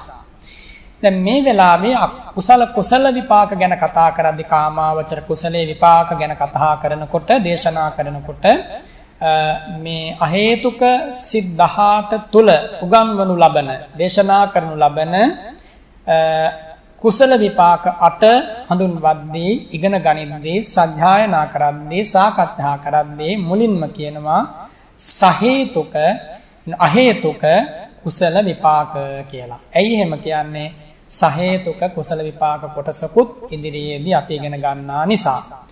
එහෙනම් මේ ඇසට ප්‍රියමනාප අරමුණක් සම්බන්ධ වීම ගැටීම සිද්ධ වෙනවා වගේම කනටත් සෝත ප්‍රසාදයටත් ප්‍රියමනාප ශබ්දයක් ඇසීම වශයෙන් පහළ වෙන්නා වූ සිතක් තියෙනවා. කුමක්ද? අහේතුක අන්න එහෙම කියන්නේ අහේතුක කුසල විපාක උපේක්ෂා සාගත සෝත විඥාන චිත්තය කියලා. ඒ වගේම මේ නාසයට ඉෂ්ට වූ ඉෂ්ට කියන්නේ අපි කැමති කාන්ත ප්‍රිය මනාප ගන්ධ රූපයක් ස්පර්ශ වුණාට පස්සේ ගැටුණාට පස්සේ පහළ වෙනවා සිතක්. කුමක්ද? අහේතුක කුසල විපාක උපේක්ෂා සහගත ගාහන විඥාන චිත්තය. ගාහන විඥාන චිත්තය. අන්න එහෙම මතක තියාගන්න. එක සැරයක් හැට මතක තියාගත්තම සංසාරෙටම ඇති. මේ වෙලාවේ මතක තියාගත්තම සංසාරෙටම චතුරාර්ය සත්‍ය අවබෝධ කරගෙන රහත් උත්තමාවියක් උත්තමයෙක් බවට පත් වෙනකම්ම ඇති. ඒකයි මේ ධර්මයේ ආශ්චර්යය. ඊළඟට සිතක් පහළ වෙනවා මේ ජීවහා විඥානය ඇසුරු කරගෙන අපි කැමති ඉෂ්ඨකාන්ත ප්‍රියමනාප රසාරම්මණයක් ජීවහා ප්‍රසාද රූපේ ගැටුණාට පස්සේ කුමක්ද ඒ පහළ වෙන ජීවහා විඥානය? අහේතුක කුසල විපාක උපේක්ෂා සහගත ජීවහා විඥාන චිත්තය. ඊළඟට මේ කය හෙවත් කාය ප්‍රසාද රූපයෙහි අපි කැමති ඉෂ්ඨ කාන්ත ප්‍රිය මනාප අරමුණක් ස්පර්ශ වුණාට පස්සේ පහළ වෙනවා සිතක්. කුමක්ද? අහේතුක කුසල විපාක සුඛ සහගත කාය විඥාන චිත්තය. බොහොම හොඳයි. ඊළඟට බුදුරජාණන් වහන්සේ වදාරනවා ඒ කුසල විපාක උපේක්ෂා සහගත චක්කු විඥාණයෙන්, සෝත විඥාණයෙන්, ගාහන විඥාණයෙන්, ජීවා විඥාණයෙන්, සුඛ සහගත කාය විඥාණයෙන් ගත්තා වූ අරමුණ පිළිගන්නවා වගේ සිතක් පහළ වෙනව කුමක්ද? අහේතුක කුසල විපාක උපේක්ෂා සහගත සම්පටිච්ඡන චිත්තය කියලා. සම්පටිච්ඡන චිත්තය. අනිෂ්ඨ අරමුණක් අරගත්තට පස්සේ ඒ අනිෂ්ඨ අරමුණ නිසා පහළ වෙන්නේ අකුසල විපාක චක්කු විඥානය කිව්වනේ. එතකොට අකුසල විපාක චක්කු විඥානයෙන් ගත්තා වූ අරමුණ පිළිගන්නේ අකුසල විපාක ඕම සම්පටිච්ඡන චිත්තයෙන්. ඒ වගේම ඉෂ්ඨකාන්ත ප්‍රේමනාප අරමුණක් චක්ෂු ප්‍රසාදාදීෙහි ස්පර්ශ වීමෙන් පහළවන චක්කු විඥාන ආදීන් ගත්තා වූ අරමුණක් පිළිගැනීම වශයෙන් පහළවන්නේ කුසල විපාක අහේතුක කුසල විපාක සම්පටිච්ඡන චිත්තයෙන්. ඊළඟට තව සිත් දෙකක් තියෙනවා. ඒයින් පළවෙනි එක තමයි අහේතුක කුසල විපාක සෝමනස්ස සහගත සම්තීරණ චිත්තය. සම්තීරණය කියලා කිව්වාම මේ පින්වතුන්ලා දන්නවා ඒ චක්කු විඥාන ආදී සිත් වලින් අරගෙන සම්පටිච්ඡන සිතට ඒ සංඥාව ආරම්භන ශක්තිය දැනීමෙන් ලැබීමෙන් අනතුරුව පහළ වෙනවා නැවත සිතක්. ඒ අරමුණම මනාකොට තීරණය කරනවා වගේ. හරි බුදුමයි මේ චිත්ත නියාමය. ඉතින් මේ දේවල් ඊළඟට ඔබට ප්‍රකාශ කරන්නට ඕන මට හෝ මේ ලෝකේ ඉන්න වෙන කිසිම ධර්ම කතිකයෙකුට මීට වඩා සරල කරන්න එහෙම බෑ. කවුරු හරි කෙනෙක් මීට වඩා සරල කරනවා කියලා හිතාගෙන උසුළු විසුළු කතා කරලා ඔයයන්ට හිනස්සලා මේ ධර්මය කියන්නේ ගියොත් ඒ කියවෙන්නේ අපි ධර්මයේ නෙමෙයි. ඒකින්ද හොඳට මතක තියාගන්න. අනේ මේ අපිට තේරෙන්නේ නැහැනේ. තේරෙන විදිහට යම් කිසි කෙනෙක් මේක තමයි උප්පරිම සරල කිරීම.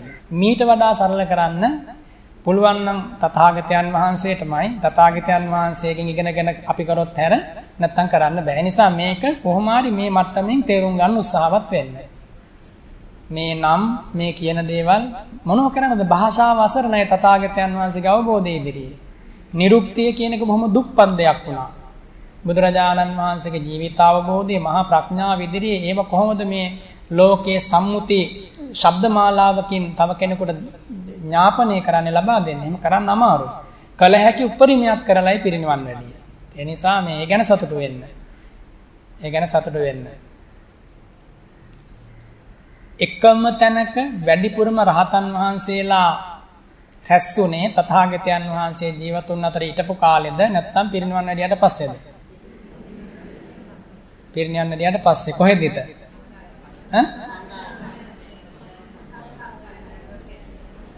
සංගායනාවේදී.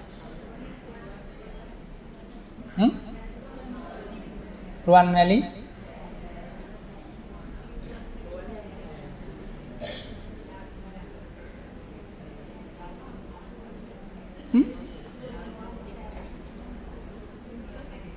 ඔව් රුවන්වැලි සෑරත් වඩා ඔය දඹදිව මිලිඳු මහ රජතුමාගේ රාජ්‍ය කාලයේ හිමාලය පර්වතයේ තියෙන රක්හිත කියලා ගල් තලාවක්. අන්නේ ගල් තලාවට කෝටි කීයක්ද? කෝටි කීයක්ද? මට මතක හැටියට මේ හරියටම කියන්නේ කෝටි 100ක්. කෝටි 100ක් රහතන් වහන්සේලා එකතු වුණා. ඊට වැඩි වුණොත් මිසක් අඩු වෙන්නේ නැහැ. ඒකාන්තයෙන් වැඩි වුණොත් මිසක් අඩු වෙන්නේ නැහැ. කෝටි 100ක් රහතන් වහන්සේලා රක්කිත ගල්තලාවට රැස් වුණා. මම මේ කිව්වේ ඒ කාරණේ නෙමෙයි. කෝටි 100ක් රහතන් වහන්සේලා එකම තැන රැස් වුණේ මේ ධර්මයේ තියෙන ස්වාක්ඛාත බව විශ්වයටම හඬ නගා කියමින්. මේ ධර්මයේ තේරුම් ගත්ත එදා මෙදා තුර හිටපු පින් ඇති උතුමෝ. ඒ නිසා අපිට අද මේක තේරුම් ගන්න බැරි නැහැ. හිත නීවරණ ධර්ම වලින් වැහිලා තියෙනකම් තේරෙන්නේ නැහැ. පිරිසුදු කරන්න කොහොම හරි හෙලිපෙහෙලි කරගන්න. ලඳු කැලෑ අර කියන්නේ වනතෝ ජායතේ භයං. කෙලස් වනේ සිඳලා දාන්න. එතකොට මේව වැටහෙනවා. නොවැටහෙන්නේ කෙලස් නිසා. එතකොට දැන් මේ ලෞකික විෂයන් තියෙන සමහර දේවල් ඒවා හොඳට වැටහෙන්නේ. ඔය කෙලස් සහිත සිත් වලින් හොඳට අරමුණු කරන්න පුළුවන්. ඒවා හොඳට පුරුදු කරලා තියෙනවා සංසාරේ. ඒ නිසා ඒව වැටහෙන ගතියක් තියෙනවා. ඒක හැබැයි හාස්කමක් විස්කමක් කියලාම සලකන්න එපා. එහෙම හිතන්න එපා. එතකොට අහේතුක කුසල විපාක උපේක්ෂා සෝමනස්ස සාගත සංකීර්ණ චිත්තය. ඒක කොහොමද පහළවන්නේ? මෙහෙමයි. දැන් කුසල විපාකයක් අනුව නැත්නම් අහේතුක කුසල විපාක සිතක අහේතුක කුසල විපාක සිතක නැත්නම් අහේතුක කුසල විපාක චක්කු විඥාන සිතෙන් යම් අරමුණක් ගන්නවා. ඒ අරමුණ ගත්තට පස්සේ අරමුණ ගෙන ඉන්න අනතුරු පහළ වෙනවා සම්පටිච්ඡන චිත්තය. ඒ සම්පටිච්ඡන චිත්තයෙන් ගත්තා වූ අරමුණ නැත්නම් චක්කු විඥාණයෙන් ගත්තා වූ අරමුණ අති ඉෂ්ට. ඒ කියන්නේ සතුට උපරිමයකින් උපදවන ආරම්මණයක්. උදාහරණයක් ඇටියට කිව්වොත් බුදුරජාණන් වහන්සේ දකිනම මහා රහතන් වහන්සේ නමක් දකින. අපි හිතමුකෝ භාග්‍යවත් බුදුරජාණන් වහන්සේ වැඩ ඉන්නවා. මහා කාශ්‍යප මහා රහතන් වහන්සේ වැඩ ඉන්නවා. එතකොට ඔබ ඉදිරියේ එහෙම වැඩ ඉන්නකොට ඔබේ ඇසට රසඳුනක් වෙන්නේ වඩාත් මොන රූපයද? භාග්‍යවතුන් වහන්සේගේ රූපය. හැබැයි කාශ්‍යප මහ රහතන් වහන්සේගේ රූපය එහෙම තමයි. එතකොට කාශ්‍යප මහ රහතන් වහන්සේගේ රූපය ඉෂ්ඨාරම්මණයක් වෙනවා. භාග්‍යවතුන් වහන්සේගේ ඒ ප්‍රණීත රූපය අති ඉෂ්ඨාරම්මණයක් වෙනවා. ඒ අති ඉෂ්ඨාරම්මණය ඒ විදිහට චක්කු ප්‍රසාද රූපයේ ගැටීමෙන් ඉන් අනතුරුව සම්පරිච්ඡන චිත්තයේ පහළ වීමෙන් අනතුරුව ඒ අරමුණ සම්බන්ධයෙන් ඒ අරමුණ තීරණය කරන්නා බඳුව ඉන් ඉදිරියට මේ අරමුණ සම්බන්ධයෙන් පහළවන ඒ චිත්තෝත්පාදයන්ට හොඳ ප්‍රවේශයක් ශක්තිමත් ප්‍රවේශයක් සකස් කිරීම වශයෙන් පහළ වෙනවා සංකීර්ණ චිත්තය. ඒ චිත්තයේ අරමුණ අති ඉෂ්ට නිසා අති ප්‍රණීත නිසා සෝමනස්ස වේදනාවෙන් යුක්ත වෙනවා. එනිසායි සෝමනස්ස සාගත සංකීර්ණ චිත්තය කියලා සිතක් මේ කුසල් විපාක ගොඩේ අහේතුක කුසල් විපාක ගොඩේ පහළවන්නේ. ඊළඟට අහේතුක කුසල විපාක උපේක්ෂා සහගත සංකීර්ණ චිත්තය. සෝමනස්ස සහගත සංකීර්ණ චිත්තය කතා කළා. උපේක්ෂා සහගත සංකීර්ණ චිත්තය. අර කිව්වා වගේ අති ඉෂ්ඨාරම්මණයක් නෙමෙයි. ඉෂ්ඨාරම්මණයක්. යම් ඉෂ්ඨාරම්මණයක් ප්‍රියමනාප අරමුණක්. චක්සු ප්‍රසාදයෙන් සෝත ප්‍රසාදයෙන් ආදී වශයෙන් ගැනීමෙන් අනතුරුව සම්පටිච්ඡන චිත්තය පහළ වෙලා ඉන් අනතුරුව පහළ වෙනවා උපේක්ෂා සහගත සංකීර්ණ චිත්තය. එහෙම නැත්නම් අහේතුක කුසල විපාක උපේක්ෂා සහගත සංකීර්ණ චිත්තය. මෙන්න මේ සිත් අටට කියනවා මොකක්ද? අහේතුක කුසල් විපාක සිත් කියලා. සිත් අට කියලා. ඇයි එහෙම කියන්නේ? මේ අහේතුක කුසල විපාක සිත්වල එකම හේතුවක්වත් යෙදෙන්නේ නැහැ. එකම හේතු කියලා කිව්වෙ මොනවද? අලෝභ, අද්වේෂ, අමෝහ කියන කුසල් හේතු හෝ එහෙම නැත්නම් අලෝභ, අද්වේෂ, අමෝහ කියන අව්‍යාකත හේතු යෙදෙන්නේ නැති නිසා මේ සිත්වලට කියනවා අහේතුක සිත් කියලා. මේ පමණකින්ම ප්‍රමාණවත්. මේ ඔක්කොම තේරුම් ගත්තා කියන එක නෙමෙයි වැදගත් වෙන්නේ. මේ ධර්මයේ සිත පහදවා ගත්තා කියන එකයි. හොඳට මතක තියාගන්න. මේ ධර්මයේ ඔක්කොම තේරුම් අරගෙන කටපාඩම් කරගෙන අතන මෙහෙමයි මෙතන මෙහෙමයි මෙතන මෙහෙම නංගයි මෙතන මෙහෙම වෙන්නේ කියලා මේ අර කියන්නේ සාදුකෝ පණ්ඩිතෝ නාම නත්වේ වාති පණ්ඩිතෝ කියලා. මේ ව්‍යක්ත බවක් දහම් දැනුමක් තියෙන එක හොඳයි. හැබැයි අති පණ්ඩිතෙක් වෙනවා කියන එක හොඳ දෙයක් නෙවෙයි. ඒ නිසා අසරණ වෙච්ච අපට මහා සැඩපහරක ගසාගෙන යන අපට එල්ලෙන්න වැලක් හම්බ වුණා. මේ වැල බොහොම ශක්තිමත්. සැක නැතුව එල්ලෙන්න ඕනේ. අතිපණ්ඩිත කෙනෙකුට එහෙම කරන්න අමාරුයි. වැල ගැන හොයන්න බලනවා. තේරෙන්නේ නැහැ. ගහගෙන ගිහිල්ලා නිරේ ගිහිල්ලා නවතින්නේ. එනිසා දේශකයන් වහන්සේ ඒකාන්තයෙන් සැදී පැහැදී ඉන්නට ඕන. මේක තමයි බුදුරජාණන් වහන්සේගේ ගැන්වීම කියලා ශ්‍රාවකයන්ට කියා දෙන්නේ. ශ්‍රාවකයෝ සැදී පැහැදී ඉන්නට ඕන. මේක මේ බුදුරජාණන් වහන්සේගේ ධර්මයයි කියලා සිත පහදවා ගන්න. එච්චරයි. ඊළඟට අහේතුක සිත් 18න් තව සිත් 3ක් තියෙනවා කතා කරන්න. මොනවද ඒ සිත් 3? නෑ අහේතුක දැන් අපි අහේතුක සිත් 18න් අකුසල් විපාක 7 ගැන කතා කළා. අහේතුක කුසල විපාක 8 ගැන කතා කළා. තව ඉතුරු වෙනවා අහේතුක ක්‍රියාසිත 3. අහේතුක ක්‍රියාසිත 3. ඒ අහේතුක ක්‍රියාසිත 3න් කියන්න බලන්න. උපේක්ෂා සහගත පංචද්වාරා වර්ජන ක්‍රියාචිත්තය. ඒක කියන්න ඕනි මෙහෙමයි. අහේතුක නැත්නම් උපේක්ෂා සහගත අහේතුක පංචද්වාරා වර්ජන ක්‍රියාචිත්තය. එහෙම නැත්නම් මේ අහේතුක කියන කතාව එක්කෝ මුලට එහෙම නැත්නම් මැදට ඒ චිත්තය පිළිබඳව සජ්ජායනා කරද්දී ප්‍රකාශ කරද්දී ඒක කියන්නට ඕන ඒ විදිහටම. ඇයි එහෙම කියන්නේ? සහේතුක ක්‍රියාසිත කොටසක් අපි ඉදිරියේදී ඉගෙන ගන්නවා. ඒ කියන්නේ හේතු ධර්මතා යෙදෙන ක්‍රියාසිත පිළිබඳව. එතකොට ක්‍රියාසිතක්ය කියන එක පිළිබඳව යම් කෙටි හැඳින්වීමක් කළොත් ඔව් විපාකයක් නොවන කුසල කුසලයක විපාකයක් නොවන ඒ වගේම අනාගතයේ කුසල කුසල විපාකයක් හැටියට විපාක ශක්තියක් ආයෝහණය රැස් නොකරන හුදු ක්‍රියා මාත්‍රයකේ කාය කර්මය වචී කර්මය මනෝ කර්මය සිද්ධ කිරීම වශයෙන් ඒකාන්තයෙන් නාම ධර්ම සිත් චෛතසික 15 විය යුතුයි. අන්නේ විදියට චිත්ත නියාමයේ අවිච්ඡින්න ප්‍රවෘත්තිය සනිටුහාන් කරමින් යම් සිතක් 15 වේ නම් ඒට කියනවා කුමක්ද? ක්‍රියාසිත කියලා. විපාක සිත් කියන නමත් යම් බමනකින් එතෙන්ට ගන්න පුළුවන්. චිත්ත නියාමෙහි අවිච්ඡින්න ප්‍රවෘත්තිය කියන්නේ මොකක්ද? නොසින්ද පැවැත්ම. නොසින්ද පැවැත්ම සඳහා ඇතැම් වෙලාවක විපාක සිත් වමනා වෙනවා භවාංග සිත් වගේ. ඇතැම් වෙලාවක ක්‍රියා සිත් වමනා වෙනවා පංචද්වාරා වර්ජන, ඒ වගේම මනෝද්වාරා වර්ජන වගේ. ඉතින් ඒ නිසා රහතන් වහන්සේලා හා සම්බන්ධයෙන් ගත්තොත් මහා ක්‍රියාසිත, ඒ වගේම රූපාවචර අරූපාවචර ක්‍රියාසිත ගැන ඉදිරියේදී අපි කතා කරනවා. අන්නේ අහේතුක කොටට ඇතුළත් වන ක්‍රියාසිත 3, ඒ තුනෙන් පළමු වන ක්‍රියාපිට තමයි උපේක්ෂා සහගත පංචද්වාරා වර්ජන ක්‍රියාචිත්තය. කුමක්ද මේ පංචද්වාරා වර්ජන කියලා කියන්නේ? පංචද්වාර ආවර්ජන. පංචද්වාරයන් ආවර්ජනය සිහි කරන සිත කියලා කියනවා. ඒක මෙහෙම දෙයක්. දැන් උදාහරණයක් ලෙස මේ ඇස දැන් ඇස පියාගෙන ඉඳලා ඇස අරිනකොට ඇසේ වර්ණ රූපය එහෙම නැත්නම් රූපයන්ගේ වර්ණය වර්ණ රූපය චක්සු ප්‍රසාදයෙහි ගැටෙනවා. චක්සු ප්‍රසාදෙහි මේ වර්ණ රූපය ගැටුණාට පස්සේ නැත්නම් මේ චක්සු ප්‍රසාදෙහි වර්ණ රූපය ගැටෙන්න කලින් මේ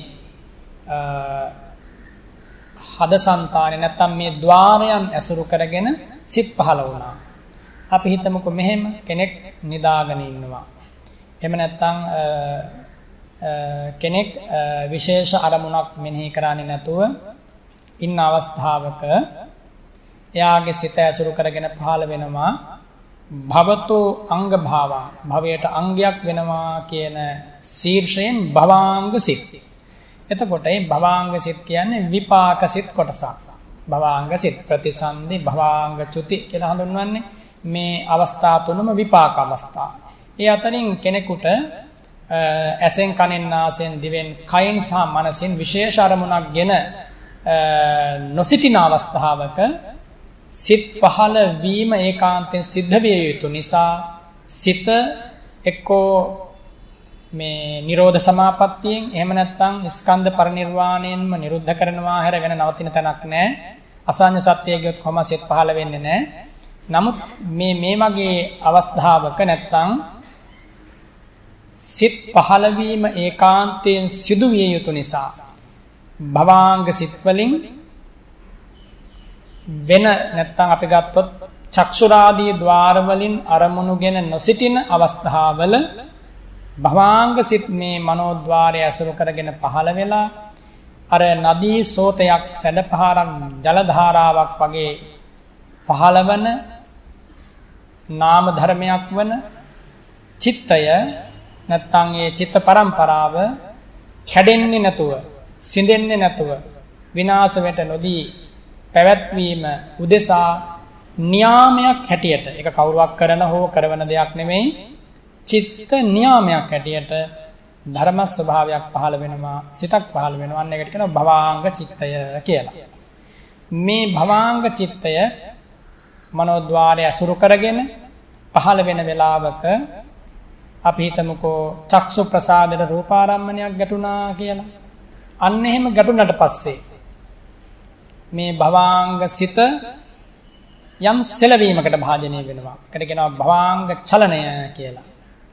ඒ වගේම ඒ භවාංග සිත චලනයකට සෙලවීමකට ඒ සිත ගැස්සීමකට පත්වීමෙන් අනතුරුව ඊළඟ චිත්තක්ෂණෙහි පහළ වෙනවා ඒ භවාංග සිතක්. ඒකට කියනවා භවංග උපච්ඡේද. ඒකට කියන්නේ භවාංග සිත් පහළ වීම එතනින් නතර කළා කියන එකයි. සදහටම නෙමෙයි. අන්න ඉන්න අනතුරුව ඇසේ ගැටිච්ච ආරම්මණය කුමක්ද කියලා. නැත්තම් ඒ ආරම්මණය ගැටුනේ ඇසේද කනේද නැත්තම් භවාංග සිත චලනය වෙලා භවාංග සිත කැඩෙන්න හේතු වුණු අරමුණ ගැටුනේ ඇසේද නැත්තම් චක්ෂු ප්‍රසාදයේහිද සෝත ගාන ජීවා කාය කියන මේ ප්‍රසාද වලින් මේ පංච ප්‍රසාදයෙන් නැත්තම් මේ පංචද්වාරයන්ගෙන් කෙබඳු කුමන කවර ద్వාරයේහිද මේ අරමුණ ගැටුනේ කියලා ආවර්ජනා කරලා බලන්න ඕන.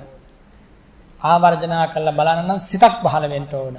අන්නේ පහළ වෙන සිතට කියනවා මොකක්ද?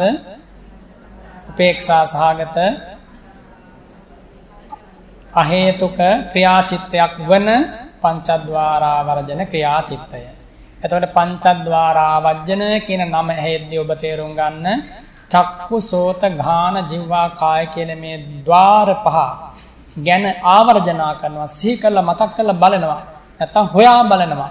මේ අරමුණාවේ ඇසෙන්ද කනෙන්ද නාසයෙන්ද දිවෙන්ද කයෙන්ද කියලා. නැත්තම් චක්කු සෝත ගාන ජීවා කාය කියන මේ ප්‍රසාද පහෙන් කවර කුමන ප්‍රසාදයකින්ද ආවේ කියන. එතකොට මතක තියාගන්න මේ සිතේ තියෙන පුදුමාකාර වේගය කියන්නේ ඔබ මවිතයටපත් වෙනවා.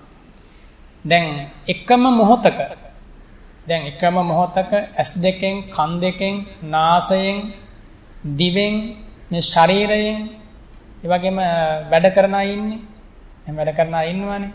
විශේෂයෙන් දැන් ඔය රියදුරු මහත්තුරු එහෙම ඔය නිතරම ඔය අනතුරු වලට පත් වෙන රියදුරු මහත්තුරු මොකද කරන්නේ? බස් ඩ්‍රයිවිං කරන ඔය මේ පුද්ගලික බස් එකම ඩ්‍රයිවිං කරන අය එක අතකින් ගියර් එක දානවා කකුල් දෙකෙන් එකකින් එක්කෝ මේ තියෙන පා ගන්න ඕන දේවල් කරනවා. ඒ වගේම එක කනක ෆෝන් එක ගහගෙන තව අතකින් බෝතලේ මේ වතුර බෝතලේ මුඩියලා වතුර බොනවා. ඒ වගේම සුක්කානවත් කරකවනවා. දැකලා තියෙනව නේද? එහෙම කරනවා. එතකොට මේ එකම ඇසිල්ලක කරන්නේ. එකම ඇසිල්ලක කරනවා වගේ තමයි පේන්නේ. මේ ටික ඔක්කොම කරනවා. ඊට අමතරව ළඟින් කවුරු හරි යනවා ෆෝන් එකකුත් ගහනවා. ඊට පස්සේ තවත් ළඟින් කවුරු හරි යනවා නම් ප්‍රේමනාප අරමුණක් වෙන දෙයක් විශේෂයෙන් බලනවා. ඒ වගේ දේවලුත් කරනවා. එතකොට මම මේ කිව්වේ මේ කටයුතු ටික ඔක්කොම සිද්ධ වෙන්නේ එකම මොහොතක වගේනේ පේන්නේ. ඒවා සියල්ල වෙන් වශයෙන් සිද්ධ වෙන්නේ. ඇසට අරමුණක් ආවහම පවතින භවාංග සංතතිය සැලිලා සිඳිලා පංචද්වාර ආවර්ජනයක් චක්කු විඥානය සම්පරිච්ඡේදයක් ආදී වශයෙන් චක්සුද්වාරක සිත් පරම්පරාවක් වෙනම පහළ වෙනවා. සෝතද්වාරක සිත් පරම්පරාවක් වෙනම පහළ වෙනවා. ගාහනද්වාරක සිත් පරම්පරාවක් වෙනම පහළ වෙනවා. ජීවාද්වාරක සිත් පරම්පරාවක් වෙනම පහළ වෙනවා. කායද්වාරක සිත් පරම්පරාවක් වෙනම පහළ වෙනවා. මනෝද්වාරක සිත් පරම්පරාවක් වෙනම පහළ වෙනවා. එක අරමුණක් සම්බන්ධයෙන් සජීවී ප්‍රතිචාරයක් දක්වන්න අවම මට්ටමින් චිත්ත වාර 5ක්වත් පහළ වෙන්න ඕනේ. ඒතකොට කොච්චර වේගයක් ඇතිද? කොච්චර වේග මේක තමයි බුදුරජාන් වහන්සේ වදාළේ නාහම් භික්කවේ අඤ්ඤං ඒක ධම්මං පිස්සමනුපස්සාමි ඒවං අභාවිතං මහතෝ අනත්ථාය සංවත්තති. මහණෙනි මගේ බුදු ඇසට මේ භාවිත නොකළොත් වැඩුවේ නැත්තම් ප්‍රයෝජනෙට ගත්තේ නැත්තම් නොසලකා හැරියොත් මහත් අනර්ථයකට අලාභයකට හේතු වෙන වෙන කිසිම දෙයක් වෙන්නේ නැහැ කියලා වදාළ සිත තරත. සිත තරත. භාවිත නොකළොත් වැඩුවේ නැත්තම් විනාශයි. වැඩුවොත් අනිත් පැත්ත දේශනා කරනවා මහතෝ අත්ථාය සංවත්තති. මහත් අර්ථයේ පිණිස පවතිනවා. කුමක්ද මේ සිත? සිත වඩන්න ඕනේ. හිත වඩන්න පුළුවන් ධර්මයක්. සිතේ වැඩිම අත්විඳින්න. ඒ සඳහා සැදී පැහැදී මේ ජීවිතේ කටයුතු කරන්න. එතකොට ඔබට දැන් වැටහෙනවා පංචද්වාරා වර්ධන ක්‍රියාචිත්තේ නම් මේ ద్వාර පසෙන් ගන්නා වූ අරමුණු සම්බන්ධයෙන්. එතකොට ඒකේ ආරම්මණය කුසල ආරම්මණයක්ද අකුසල ආරම්මණයද කියන එක යාට අදාළ වන්නේ නැහැ. ඒ චිත්තයට අදාළ වන්නේ නැහැ. පංචද්වාරයෙන් කුමන ద్వාරයේද මේ ආවේ කියලා පංචද්වාරයන්ම ආවර්ජනා කිරීම වශයෙන් ක්ෂණයකින් සිද්ධ වෙන දෙයක්. ක්ෂණයකින් සිද්ධ වෙන දෙයක්. ඒ සිත පහළ වෙනවා. හරියට ඒක මෙහෙම දෙයක්. වටේට තියෙනවා වීදුරු වලින් කරපු ස්තම්භ පහක් වටේට තියෙනවා. ඒ ස්තම්භ නැත්තම් කණු වීදුරු කණු පහ වටේට තියෙනවා. මැද එකක් තියෙනවා. එතකොට විදුලි ආලෝකයක් ඇල්ලුවට පස්සේ වටේ තියෙන කණු පහෙත් වදිනවා, මැද තියෙන කණුවෙත් වදිනවා. අන්න ඒ වගේ චක්කු සෝත ගාන ජීවා කාය කියන මේ ප්‍රසාද නැත්තම් මේ ප්‍රසාද ద్వාර පහක් තියෙනවා. මේ ద్వාර පහෙන් එකක වැද ගන්නා වූ අරමුණ මනෝද්වාරය ඇසුරු කරගෙන පහළ වෙන පංචද්වාරා වර්ජන චිත්තේත් වැද ගන්නවා. නැත්තම් මනෝද්වාරයේත් වැද ගන්න චක්ෂුද්වාරයේ වදින්නා වූ අරමුණ මනෝද්වාරයටත් ඒ වෙලාවේ මනෝද්වාරයනොත් ඒ අරමුණ ගන්නවා. එමෙ නැත්තම් එකටම ගන්නවා කියන එක නෙමෙයි. එක අවස්ථාවක දෙකක් පහළ වෙනවා කියන එක නෙමෙයි. හරියට ద్వාරයක් විවර කළා හා සමානයි ආලෝක කදම්බයක් අඳුර ගුහාවකට එන්න. චක්ෂු ප්‍රසාදයේ ద్వාරය, සෝත ප්‍රසාදයේ ద్వාරය. ඒ විදිහට මේ උපමා ගණනාවකින් බුදුරජාණන් වහන්සේ මේ ඊතා සූක්ෂම ධර්ම ස්වභාවය තෝරලා දෙනවා. මේ සියල්ල නොවැටුණත් මේ කියන කාරණා පිළිබඳව දැඩි අවධානයෙන් ඉන්න. ඊළඟ ක්‍රියාචිත්තය තමයි අහේතුක උපේක්ෂා සහගත මනෝද්වාරා වර්ජන ක්‍රියාචිත්තය. මනෝද්වාරා වර්ජන ක්‍රියාචිත්තය. මනෝද්වාරා වර්ජන. ඒ කියන්නේ දැන් පංචද්වාර වලට ලැබිච්ච ආපු නැත්නම් ඉදිරිපත් වූ අරමුණ මෙනෙහි කරන, සිහි කරන, ආවර්ජනා කරන සිතට පංචද්වාරා වර්ජනය කිව්වා. එතකොට තව එක ద్వාරයක් ඉතුරු වෙන කුමක්ද ඒ ద్వාරය? මනෝද්වාරය. මනෝද්වාරයට ඍජුවම ගැටෙන ආරම්මණය මෙනෙහි කරන, ආවර්ජනා කරන. අපි ආවර්ජනා කරනවා කියන්නේ සිහි කරලා බලනවා. ආවර්ජතර සිහි කරලා බලනවා කියවට පස්සේ සතිය නම් වූ චෛතසිකේ කෘත්‍යයක් තමයි සිහි කිරීම කියන එක. මේක ඒබඳු සිහි කිරීමක් නෙමෙයි. ඒබඳු සිහි කිරීමක් නෙමෙයි මේ කරන්නේ. කොතනින්ද මේක ආවේ කියලා බලන එක විතරයි. නැත්තම් සතිපට්ඨානිය උගන්වන සතිචෛතසිකේ ක්‍රියාකාරීත්වය එහෙම නෙමෙයි. ඒක වර්ධවා ගන්න එපා. ආවර්ජනා කරලා බලනවා වගේ මනෝද්වාරයට ආපු අරමුණක් ආවර්ජනා කරමින් ඒ මනෝද්වාරයෙන් ඉදිරියට ඒ ආරම්මණය සම්බන්ධයෙන් පහළ වෙන චිත්ත වාරයන්ට අවස්ථාව සලසන්නට ආරම්භක අවස්ථාව හදලා දෙන්නේ මෙන්න මේ කියපු උපේක්ෂා සාගත අහේතුක ක්‍රියාචිත්තයක් වෙන මනෝද්වාරා වර්ජන චිත්තයෙන්. එහෙනම් මෙහෙම මතක තියාගන්න. පංචද්වාරයන්ට අරමුණක් හැපුණාට පස්සේ ඒ පංචද්වාරා තුලින් කුමන ద్వාරයෙන්ද මේ අරමුණ ආවේ කියලා ආවර්ජනා කරන සිත පංචද්වාරා වර්ජන චිත්තයයි. මනෝද්වාරයට අරමුණක් වැද ගැනීමෙන් අනතුරුව එය ආවර්ජනා කරමින් පහළවන්නා වූ සිත මනෝද්වාරා වර්ජන චිත්තයයි කියලා දැනට මතක තියාගන්න. මොකද ඉදිරියේ කෙරෙන අධ්‍යයන කටයුතුත් එක්ක නැත්නම් මේ ධර්මයේ ඉගෙන ගැනීමත් එක්ක මේවා සම්බන්ධයි. ඊළඟට අහේතුක ක්‍රියාසිත තුළ තව එක සිතක් තියෙනවා. කුමක්ද?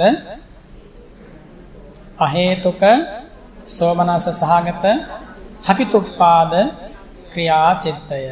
හපිතුප්පාද ක්‍රියාචිත්තය. හසිත කියලා කියන්නේ පාලියෙන් සිනහව කියන එක. සිනහව හසිතුප්පාද කියලා කියන්නේ සිනහ ඉපිදවීම. ඒක අනිවාර්යයෙන්ම සිනහ ඉපදවීම කියන එක සෝමනස්ස සහගත සිතකින්ම සිද්ධ විය යුතුයි. වේදනාව සෝමනස්ස සහගත වුණොත් පමණයි හාස්‍යයක් සිනහක් උපදින්නේ. එතකොට ඇයි මේක මේ විශේෂ සිතක් හැටියට බුදුරජාණන් වහන්සේ මේ සිනා උපදින අවස්ථාව මේ විදිහට ප්‍රඥාවෙන් අවබෝධ කරගත්තේ එහෙම දෙයක් පවතින නිසා.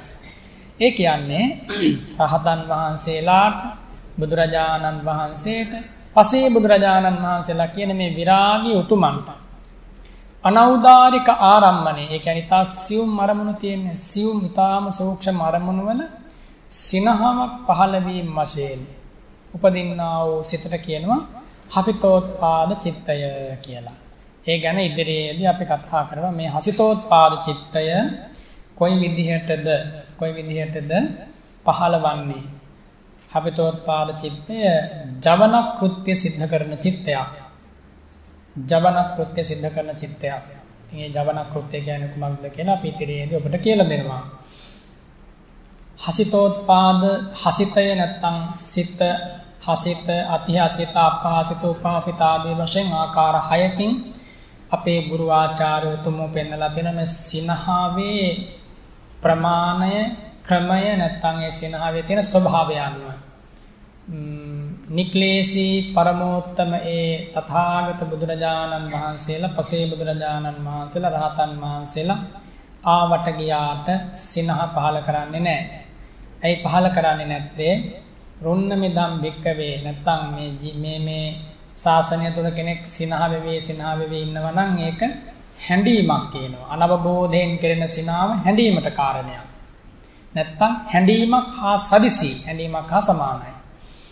ඉතින් යම් දැන් අපි ගත්තොත් මෙහෙම අපි තමක රහතන් වහන්සේ නම පුබ්බේ නිවාසාන ස්මෘති ඥාණයෙන් අතීත ජීවිතයක් දැස බලනවා.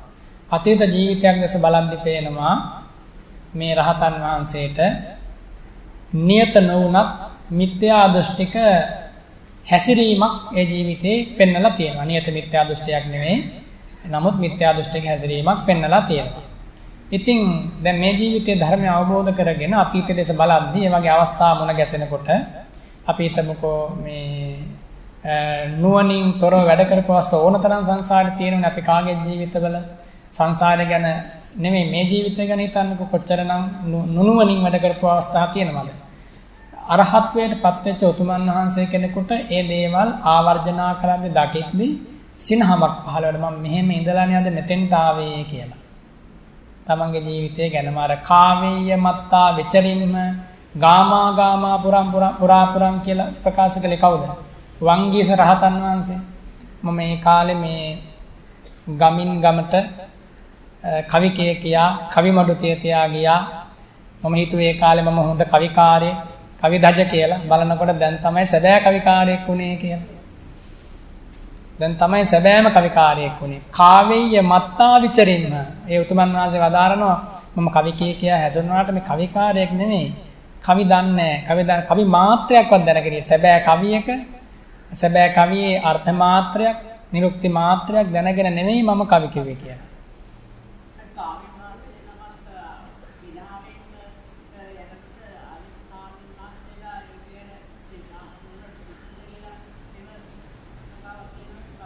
ඒ වගේ කතා අවස්ථා කීපයක් තියෙනවා. ඒ කියන්නේ ස්වාමීන් වහන්සේලා රහතන් වහන්සේලා ඒ සිනහා වෙනකොට මේ ඊළඟට ඒ වගේ සමහර තනියෙන් hina වෙන්නේ. يعني කල්ලෙන් වල ඉනකොට තනියෙන්ම සිනහා වෙනවා.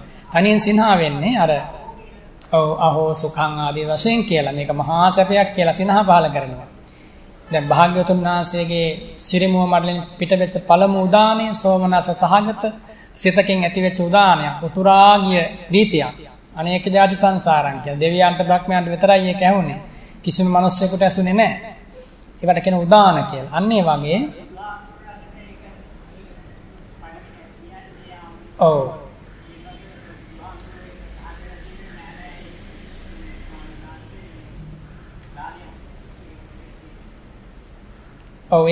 ඒ ආවර්ජනය නිසා තමයි එහෙම සිනහ පාල කළේ කියලා. ඉතින් අන්න ඒ වගේ යමෙකුට ඒ වගේ මේ නික්ලේශ උතුමන් වහන්සේ කෙනෙකුට පෙර ජීවිතවල ඒ දේවල් සිහි වෙලා සිනාවක් පහළ වෙනකොට මේ ජීවිතේ නමුත් ඉතිහාසය ගැන සිනා වෙනකොට මේ අදහස් ඇති වෙනකොට නැත්නම් ඒ අරමුණු වෙනකොට සිනාවක් උපදිනවා. දැන් මෙතනින් අපි සියලු දෙනාටම මෙතනින් දැන් අපි කවුරුවත් වැලිපත්තු යන්නේ නැහනේ. නේද? වැලිපත් වීපු කාලයක් තිබුණාද? මතකයිනේ. වැලිපත් වීපු කාලයක් තිබුණා. එතකොට මේ උපාසිකා වෝ සියලු දෙනාම වැලිපත් කිව්වා. උපාසකවරු මේ ධර්මයේ උගන්වනවා. දැන් අර ඉත්තේන්ද්‍රිය පුරුෂේන්ද්‍රිය රූපය ගැන උගන්වද්දී ඉත්ති ආකප්ප ඉත්ති විලාස ඉත්ති කුත්ත පුරිසාකප්ප පුරිස විලාස පුරිස කුත්ත කියලා මේ ඉත්තේන්ද්‍රිය පුරුෂේන්ද්‍රිය රූපයන්හි වෙනස. ඒක මෙහෙමයි.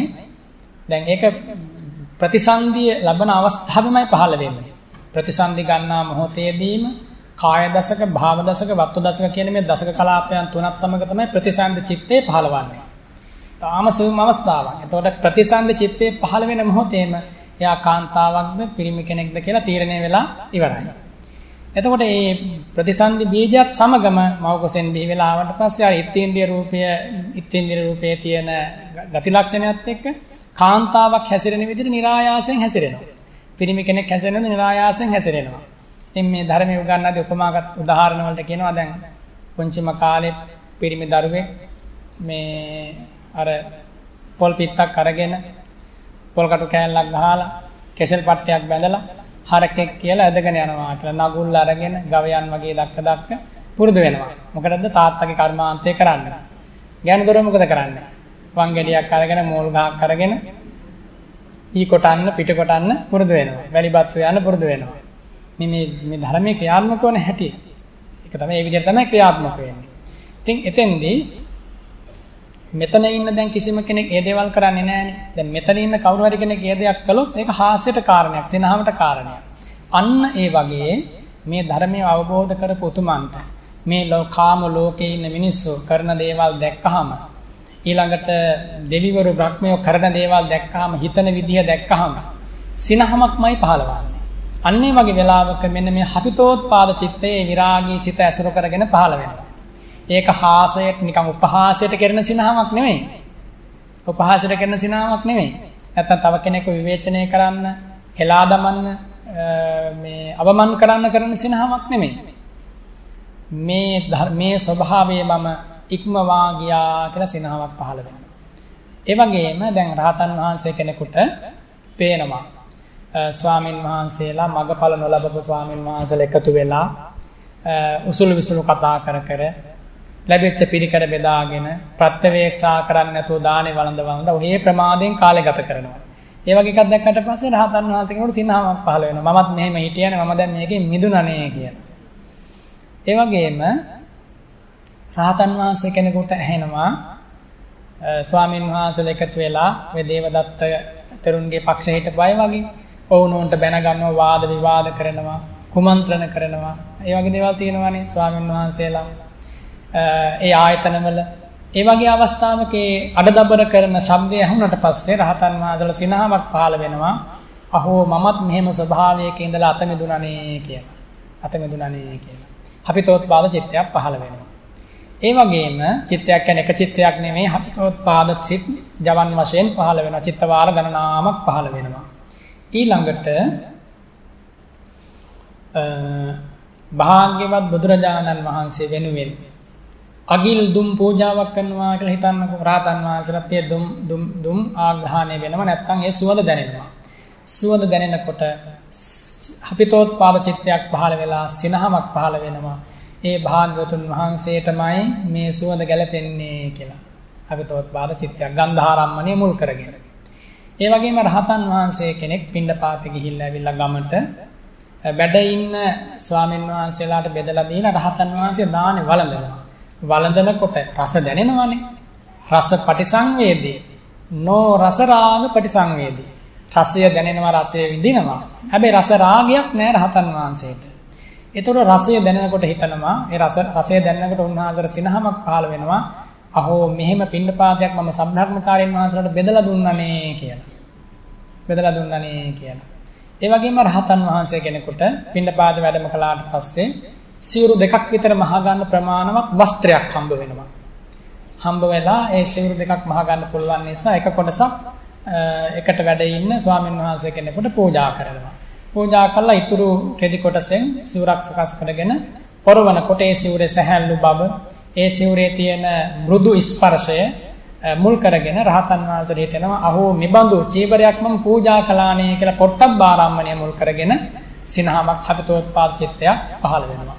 ඒ වගේම පුබ්බේ නිවාසාන ස්මෘති ඥාණයෙන් ගත්තා වූ අතීත අරමුණු එහෙම නැත්නම් අතීතය සිහි කරලා ජීවිතයේ සිද්ධ වෙච්ච තැන් දැන් ඇත්තටම සමහර වෙලාවට දැන් අපට උනත් කුටියේ තනියම ඉන්නකොට මහා වෙහි වහිනකොට අකුණු තලනකොට සමහරවිට ජනෙල් එහෙම හෙල්ලෙනවා. එච්චරකට ඒ කඳු මුදුන් වලට අකුණු පහරවල් සැරට දැනෙනවා.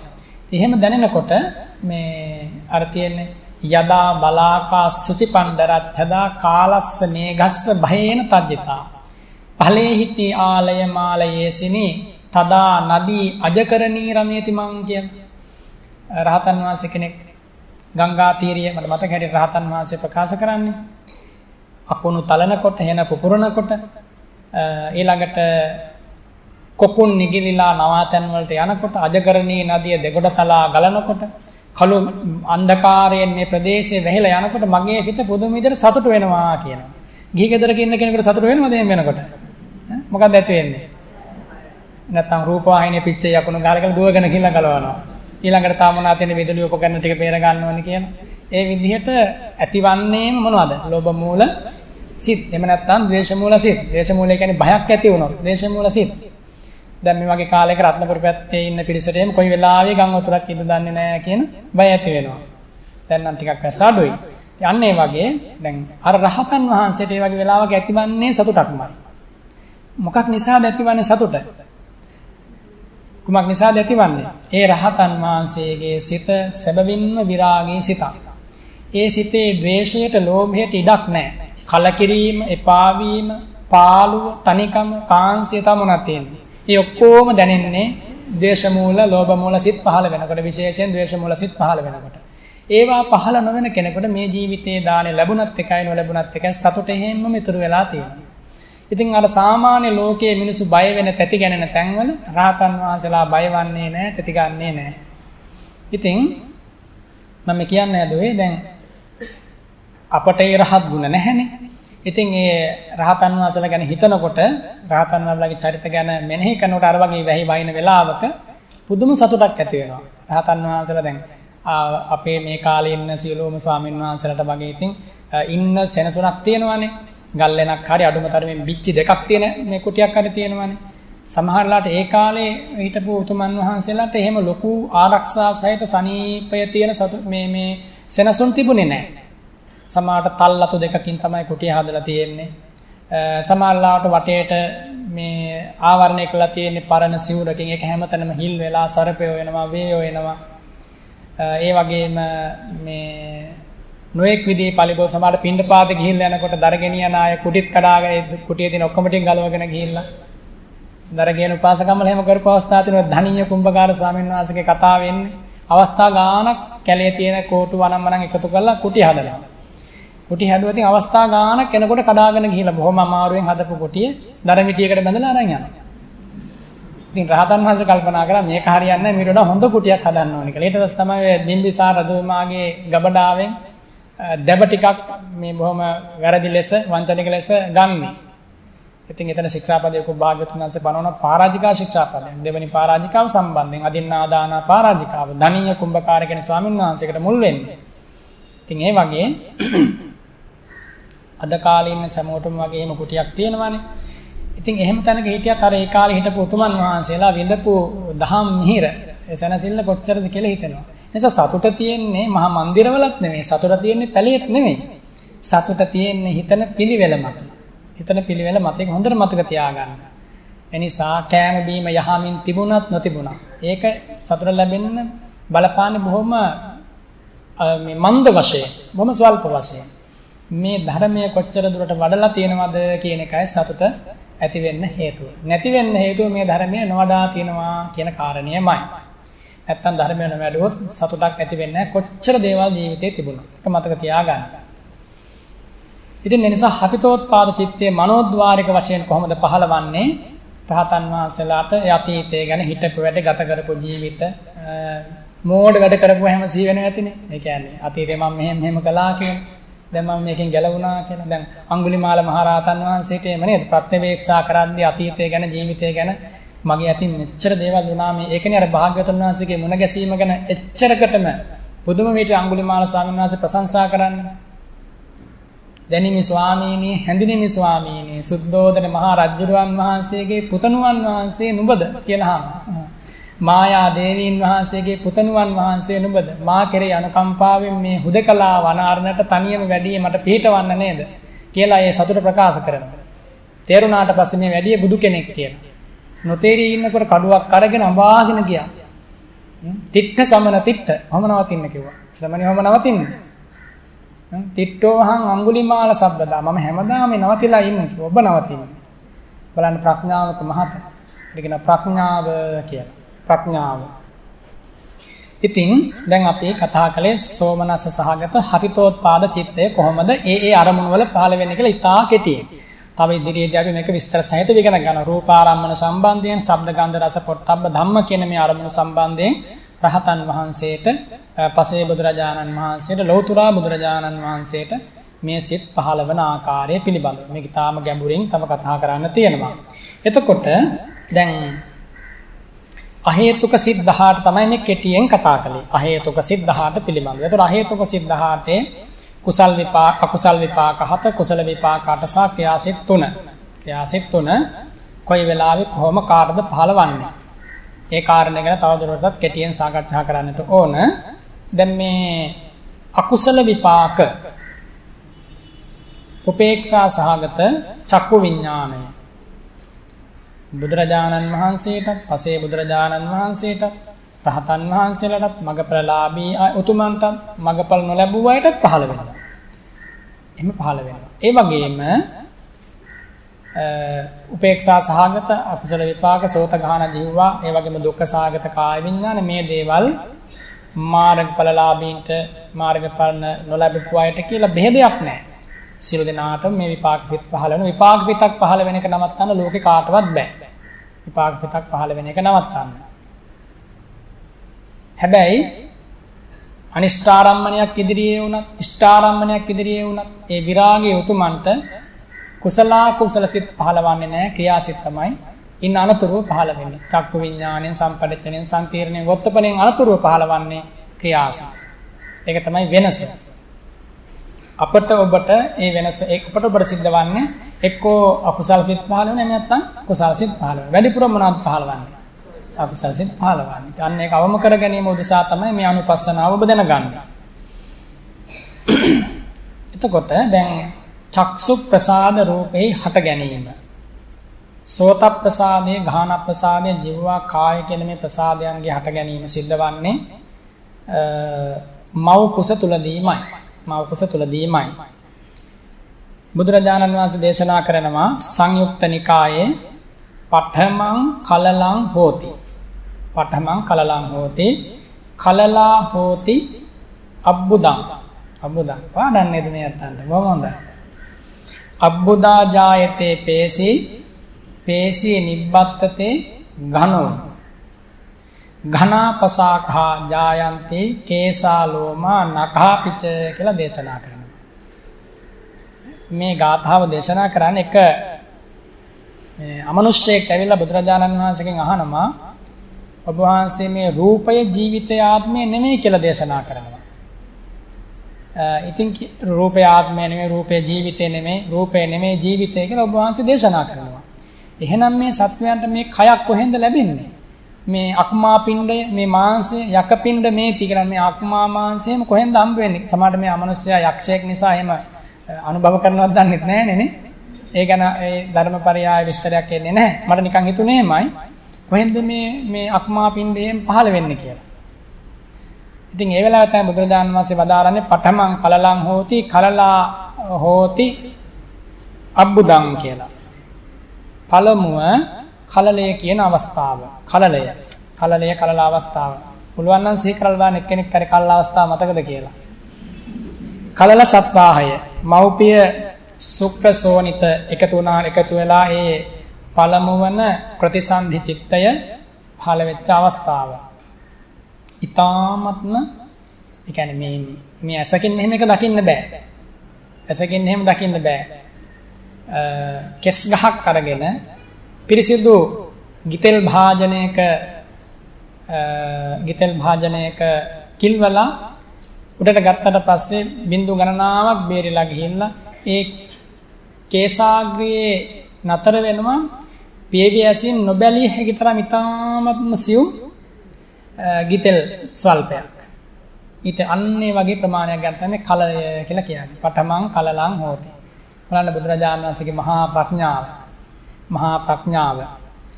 එතකොට ඒ කලල අවස්ථාව දින 7ක් ඒ විදිහට පවතිනවා කියලා වදාරනවා. දින 7ක්. මම මේ කෙටියෙන් කියන්නේ මේ චක්ෂු ප්‍රසාදාදී පහළ වෙන්නේ කොහොමද කියන එක කෙටියෙන් හඳුන්වලා දෙන්න. එතකොට තමයි මේ චක්කු විඥාන සිත පිළිබඳව අවබෝධයක් ඊටා පහසුවෙන් ඇතිවන්නේ. ඒකට කියනවා කලල සත්තාහය කියලා. ඉන්න අනතුරු අබ්බුද කියලා කියන්නේ ඒක සාමාන්‍ය උගන්වන අපේ ගුරුතුමෝ හරියට මේ සබන් පෙන වගේ අවස්ථාවක් කියනවා. ඒක එහෙමම කියන්න තිබෙන්නේ වෙන කොහොම කියන්නේ?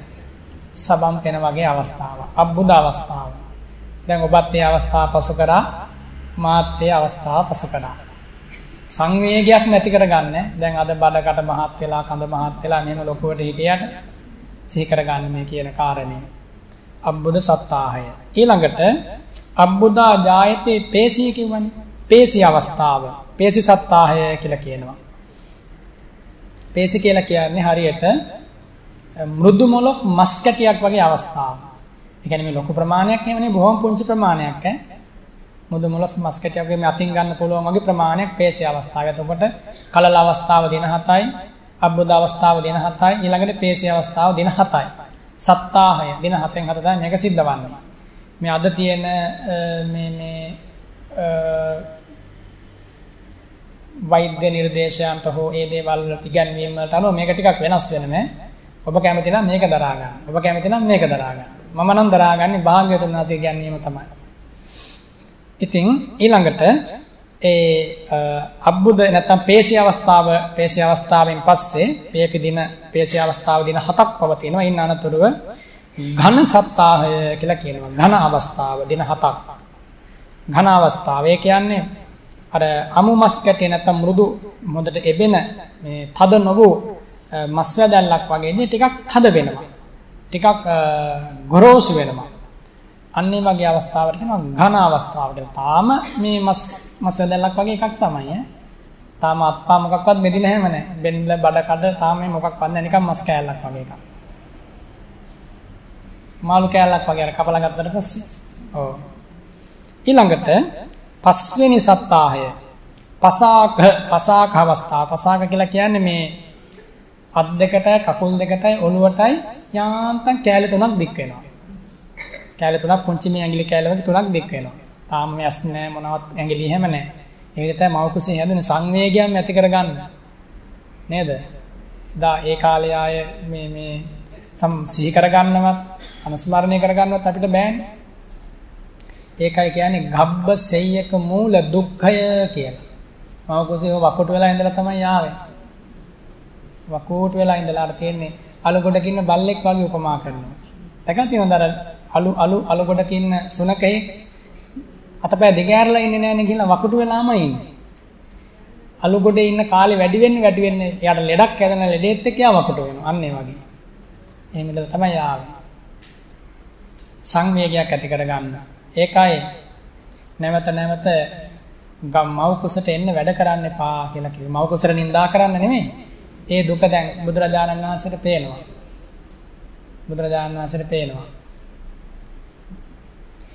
එතකොට පසාක අවස්ථාව. ඒක දින 7ක් ඒ විදිහට තියෙනවා. ඊළඟට පසාක අවස්ථාවෙන් පස්සේ පරිපාක සත්තාහය එහෙම නැත්නම් මෝරණ අවස්ථාව. පරිපාක සත්තාහය. එතකොට මේ වගේ පරිපාකනේ මේ අර පිලක එහෙම නැත්නම් මේ කකුල් දෙකට අත් දෙකට හිසට කෑලි 5ක් වෙන් වෙච්ච මේ සත්වයා එහෙම නැත්නම් මව කුසේ ඉන්න කෙනා තව ටිකක් විසඳ බවටපත් වෙලා ඒව පිරෙන්න එහෙම නැත්නම් ඒ වගේ නිමිති සතහන් ප්‍රකට වෙන්න පටන් ගන්නවා. මේ කාරණේ වුණත් ඇති මේ ජීවිතයේ තියෙන දුක ගැන හොඳට හිතන්න. දැන් ආයෙ මැරිලා ගිහලා ආයෙ මව කුසකට ආවොත් ආය ඔය දුක විඳින්න ඕනි. ආයේ දුකේ විදිහටම විඳින්න ඕනි. එතකොට දින දැන් සති වශයෙන් සති 6ක් ගත වුණා. සති 6ක් ගත වුණා. 7 වෙනි සතිය ආවට පස්සේ මව කුසේ ඉන්න කෙනෙකුට ඒ 7 වෙනි සතියේ කියන චක්ඛු සත්තාහය කියන. ඒ කියන්නේ මේ මස් බෝලේ සකස් වෙලා චක්සු ප්‍රසාද රූපය අන්න එතකොට තමයි පහළ වෙන්න පටන් ගන්න. අන්නේ චක්සු ප්‍රසාද රූපේ මව කුසෙන් එළියට වෙලා දැස විවර කරාට පස්සේ තමයි චක්කු විඥාන සිත් පහළ වෙන්න හේතු වෙන්නේ. එතකොට මව කුසේ පිළිසිඳ අරගෙන සති වශයෙන් සති 6ක් ඉක්මලා 7 වෙනි සතියේදී තමයි බුදුරජාණන් වහන්සේ වදාරන්නේ චක්සු ප්‍රසාද රූපේ පහළ වීම පටන් ගන්නවා කියන. 8 වෙනි සතියේදී තමයි සෝත ප්‍රසාද රූපය. 9 වෙනි සතියේදී තමයි ගාහන ප්‍රසාද රූපය. 10 වෙනි සතියේදී ජීවා ප්‍රසාද රූපය. ඊළඟට 11 වෙනි සතියේදී නෑ කාය ප්‍රසාද රූපේ ප්‍රතිසන්දි ගන්නකොටම පහළ වුණා. ඔය විදිහට මේ ප්‍රසාද රූප ටික චක්කු සෝත ගාහන ජීවහා කියන මේ ප්‍රසාද රූප ටික ඒ විදිහට පිළිවෙලින් පටන් ගන්නවා. පිළිවෙලින් පටන් අරගෙන 7 වෙනි සතියේ පටන් පහළ වෙලා අවසන් වෙනවා. නමුත් තව වැඩෙන්න තියෙනවා. නමුත් ප්‍රසාද රූප පහළ විය හැකි මට්ටමට සසම්භාර චක්ෂුව හේවත් මාංශ චක්ෂුව සසම්භාර කන හේවත් මේ කන් බිල ඊළඟට සසම්භාර නාසයේ හේවත් මේ නාසයේ තියෙන මේ කුහරය සසම්භාර ජීවහා ධාතු හේවත් මේ දිව ඒ මාංශ පටලේ සකස් වෙනවා. ඊනනතුර තමයි දිවා ප්‍රසාදේ පහළවන්නේ. එතකොට මේ වෙනකොට මාස දෙකකුත් දින 14ක කාලයක් ගත වෙලා මව කුසේදී බුදුරජාණන් වහන්සේ දේශනා කරනවා මේක ඉතින් දිනයක් දෙකක් එහෙම වෙන්න පුළුවන්. නමුත් මේක තමයි බුදුරජාණන් වහන්සේ දැකපු මහා ප්‍රඥාවෙන් දැකපු මව කුසේ පිළිසිඳ ගන්නා කෙනෙකුගේ කුසය තුල ඉරණම විසඳෙන හැටි. ඉතින් ඔය වගේ පළවෙනි සත්තාහෙත් මැරෙනවා. දෙවෙනි සත්තාහෙත් මැරෙනවා මිනිස්සු. ප්‍රතිසන්දි ගත්ත ගමන් මේ කලල අවස්ථාවෙත් මැරෙනවා. ඊළඟට අබ්බුද අවස්ථාවෙත් මැරෙනවා. පේශී අවස්ථාවෙත් මැරෙනවා. ඝන අවස්ථාවෙත් මැරෙනවා. පසාක අවස්ථාවෙත් මැරෙනවා. අම්මලා දන්නේ නැහැ මේ විදිහට මැරෙනවා කියලා. අම්මලා දැන් ඒ වගේ විශාල ප්‍රමාණයක් ඇවිල්ලා මැරෙනවා. හැබැයි අම්මලා දන්නේ නැහැ මැරෙනවා කියලා. අම්මා දන්නේ නැහැ තාත්තා දන්නේ නැහැ. පංසු කූල කරන්නේ අඬන්නේ වැළපෙන්නේ යන්තම් මාංශපල්ලයක් එළියට ආවොත් විතරයි. නැත්නම් අඬන්න පේන්නේ නැහැ. එහෙම හිතුව කොච්ච හැමදාම අඬ ඉන්න වෙන්නේ. ඒකයි මේකේ හැටි. ඒවා බුදුරජාණන් වහන්සේ දකින්නකොට මව් කුස එපා කියනවා හැර. නැවත මව් කුසට යන්න කියලා කියයිද? මව් කුසට නිඳා කළා නෙමෙයි මව් කුසේ තියෙන දුක ගැන කියලා දුන්නා. එතකොට බුදුරජාණන් වහන්සේ දේශනා කරනවා මේ විදිහට මේ සති ටික ගත වෙලා ගියාට පස්සේ මාප දෙකකුත් දින 14ක් ගත වීමෙන් අනතුරුව තත්ත කේසා ලෝමා නඛාපිචාති ද්වාචත්තාලීසේ සත්තාහේ ඒතානි ජායන්ති. දැන් මෝරලා චක්ෂු ප්‍රසාද ආදී ටික පහළ වෙලා ටික කාලයක් ගියාට පස්සේ දසාලිස් සත්තාහයක් එහෙම නැත්නම් සති වශයෙන් සති 42ක් වගේ ගත වුණාට පස්සේ දසමාසයක් පිරෙන්න ඕනනේ. එතකොට කෙස් ටික ලොම් ටික නියපොතු ටික එහෙම එනවා. එහෙම ඇවිල්ලා තමයි දරුවෙක් බිහි වෙන අවස්ථාවට එන්නේ. ඔව් දැන් ඇත්තට මෙහෙම කිව්වට පස්සේ මාස 9කුත් දින 24ක වගේ කාලයක් ඇතුළත මේ කියන සියල්ලම සිද්ධ වෙලා ඉන්න අනතුරුව දසමාසයක් ආසන්න වශයෙන් කියන දසමාසයකින් බිහි වෙනවා කියන දසමාසය. හරියටම දසමාසෙ මේ ලෝකෙ බිහි වෙන්නේ මහ බෝසත් උතුමන් වහන්සේලා පමණයි. තත්පරයට අවසාන මුහුර්තයට ඒක සිද්ධ වෙනවා. අනිත් අයට එහෙම වෙලාවක් නැහැ. සමහර මාස 7න් උපදිනවා 8න් උපදිනවා 9න් 10න් සීවලි ස්වාමීන් වහන්සේ වගේ කෙනෙක් 7 අවුරුදු 7 මාස 7 දවසක් මව කුසේ දුක් විඳා. හිතලා බලන්න. ඕගොල්ලෝ දැන් මේ වෙලාවේ පුදුමයටපත් වුණාට ඕගොල්ලොත් එහෙම දුක් විඳලා තියෙනවා. දරු ගැබ්බවල් හරස් වෙලා සංසාරේ කොච්චර ඉන්නේ නැද්ද? එහෙම වෙලා තන මතක නැහැ සිහි කරන්න බෑ. පුබ්බේ නිවාසනුසුති ඥානය උපදවාගෙන නැත්නම් උපදවන්න උවමනාවක් නැත්නම් උපදවන දක්ෂතා නැත්නම් ඒ අතීතයේ පේන්නේ නැහැ. නොපෙනෙන නිසාම බොහෝ දෙනෙක් නොපිළගන්නවා අවිශ්වාසය ඇති කරගන්නවා. ඒ නිසාම මෝහයට අන්ධකාරයට දුකට කරදරයටපත් වෙලා ජීවිතය කෙලවර කරගන්නේ මිනිසත් බව මහා නිරේ වැටෙනවා. ඉතින් ඒ නිසා ඒ කාරණා ගැන සිහි කරන්න. එතකොට දැන් මේ විදිහට තමයි චක්සු ප්‍රසාදාදී දේවල් පහළවන්නේ. අන්නේ පහළ වෙන චක්සු ප්‍රසාදාදී මුල් කරගෙන තමයි මොකක්ද? චක්කු විඥානාදී සිත් පහළවන්නේ. චක්කු විඥානාදී සිත් පහළවන්නේ. එතකොට චක්කු විඥානය පහළ වෙන්න අපි ගත්තොතින් සංසාරේ කරපු බොහෝ පිනක් තියෙන්න ඕනේ. ඒක එහෙමමයි. දැන් ಜಾති අන්ධ ಜಾති බදිර කියලා ඉන්නේ. ඉපදීමෙන් අන්ධ ඉපදීමෙන් බිහිරි කියලා. එතකොට හත්වන සත්තාහේම එහෙම නැත්නම් හත්වන සතියේදී චක්සු ප්‍රසාදේ පහළ වුනේ නැත්නම් අටවන සතියෙන් පහළ වෙන්නේ නැහැ. එයා ජීවිත කාලේ මන්දෙක්. එතකොට හත්වන සතියේ චක්කු ප්‍රසාදය, අටවන සතියේ සෝත ප්‍රසාදේ පහළ නැත්නම් ජීවිත කාලෙටම බිහිරි. බිහිරි ජීවිත කාලෙට. ඊළඟට ගහන ප්‍රසාදේ පහළ නැත්නම් ජීවිත කාලෙටම ගඳක් සුවඳක් දැනෙන්නේ නැහැ. ඒක නම් හොඳයිද? ඊළඟට ඒක හේතුක ප්‍රතිසන්දියක්. ඒකේ හොඳක් නැහැ. හේතුක ප්‍රතිසන්දියක්. ඒ වගේම ජීවිත කාලෙටම ජීවහා විඥානයත් පහළ නොවෙන අය ඉන්නවා. කවුරුත් කියන්නේ නැහැනේ මට රස දැනෙන්නේ නැහැ කියලා. නොදැනුණත් දැනෙනවා කියලා තමයි කියන්නේ. ඒ නිසා ඒ වගේ අභව්‍ය වූ දුක්ඛිත ප්‍රතිසන්දීන් ලෝකේ තියෙනවා දහසකුත්. ඒ සියලු දෙයින් බේරිලා මෙතනින් හැමෝගෙම ඇස් දෙකද කන් දෙකද නාසය මේ ඔක්කොම ටික හොඳට තියෙනවා. හොඳ තත්ත්වේ පවතිනවා. පවතින වෙලාවේ උතුම්ම දේ උතුම් ආකාරයෙන් අප්‍රමාදීව කරගන්න. අප්‍රමාදීව මේ ධර්මයේ දරාගෙන මේ කියමි පඨමං කලලං හෝති කලලා හෝති අබ්බුදං මේ කියපු මේ දේශනාව පරිපූර්ණ ලෙස විදර්ශනා භාවනාව. අබ්බුදා ජායතේ පේසි පේසි නිබ්බත්තේ ඝනෝ ඝනාපසාකා ජායන්ති කේසා ලෝමා නඛා පිචය කියන මෙන්න මේ ගාථාව කටපාඩම් කරගෙන මේක සජ්ජායනා කරගෙන මනසිකාර කරන්න. එයම නිර්වාණ ద్వාරය. මේ ජීවිතය ගැන මේකෙන් කියලා දෙන නිසා. ඊළඟට දැන් චක්කු විඥාන චිත්තය ගැන අපි කතා කළානේ. මේ චක්කු විඥාන චිත්තේ පහළ වෙන්න හේතු මතක තියාගන්න. දැන් මම කියනවා. චක්කු විඥාන චිත්තේ පහළ වෙන්න චක්සු ප්‍රසාදය හේතු වෙනවද නැද්ද? හේතු වෙනවා. ඒ වගේම චක්කු විඥාන චිත්තේ පහළ වෙන්න රූපාරම්මණය හේතු වෙනවද නැද්ද? රූපාරම්මණය හේතු වෙනවා. එතකොට චක්කු විඥාන සිත පහළ වෙන්න සෝත ප්‍රසාදය හේතු වෙනවා. රූපාරම්මණය හේතු වෙනවා. ඒ වගේම ආලෝකයෙන් දැන් ආලෝකේ උමනා වෙනවා. දැන් යම් රූපයක වර්ණ ඡායාව ඇසේ වැද ගන්න නම් ඒ රූපයට ආලෝකයෙන් ඒ රූපය ආලෝකමත්ව පවතින්නට ඕනේ. එහෙම නැත්නම් ස්වයංජාත ආලෝකයක්, එහෙම නැත්නම් පරප්‍රත්‍ය ආලෝකයක්. ඒ වස්තුවෙන් ඇතිවන්නා වූ ආලෝකයක්, එහෙම නැත්නම් වෙන යම් ආලෝකයක් මුල් කරගෙන තමයි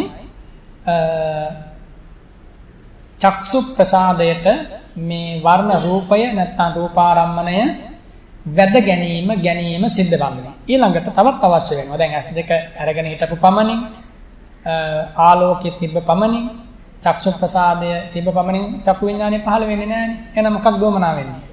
මානසිකාරය වමනා වෙනවා. මානසිකාරය. එහෙනම් චක්කු විඥානය පහළ වීමේ හේතු මොනවද?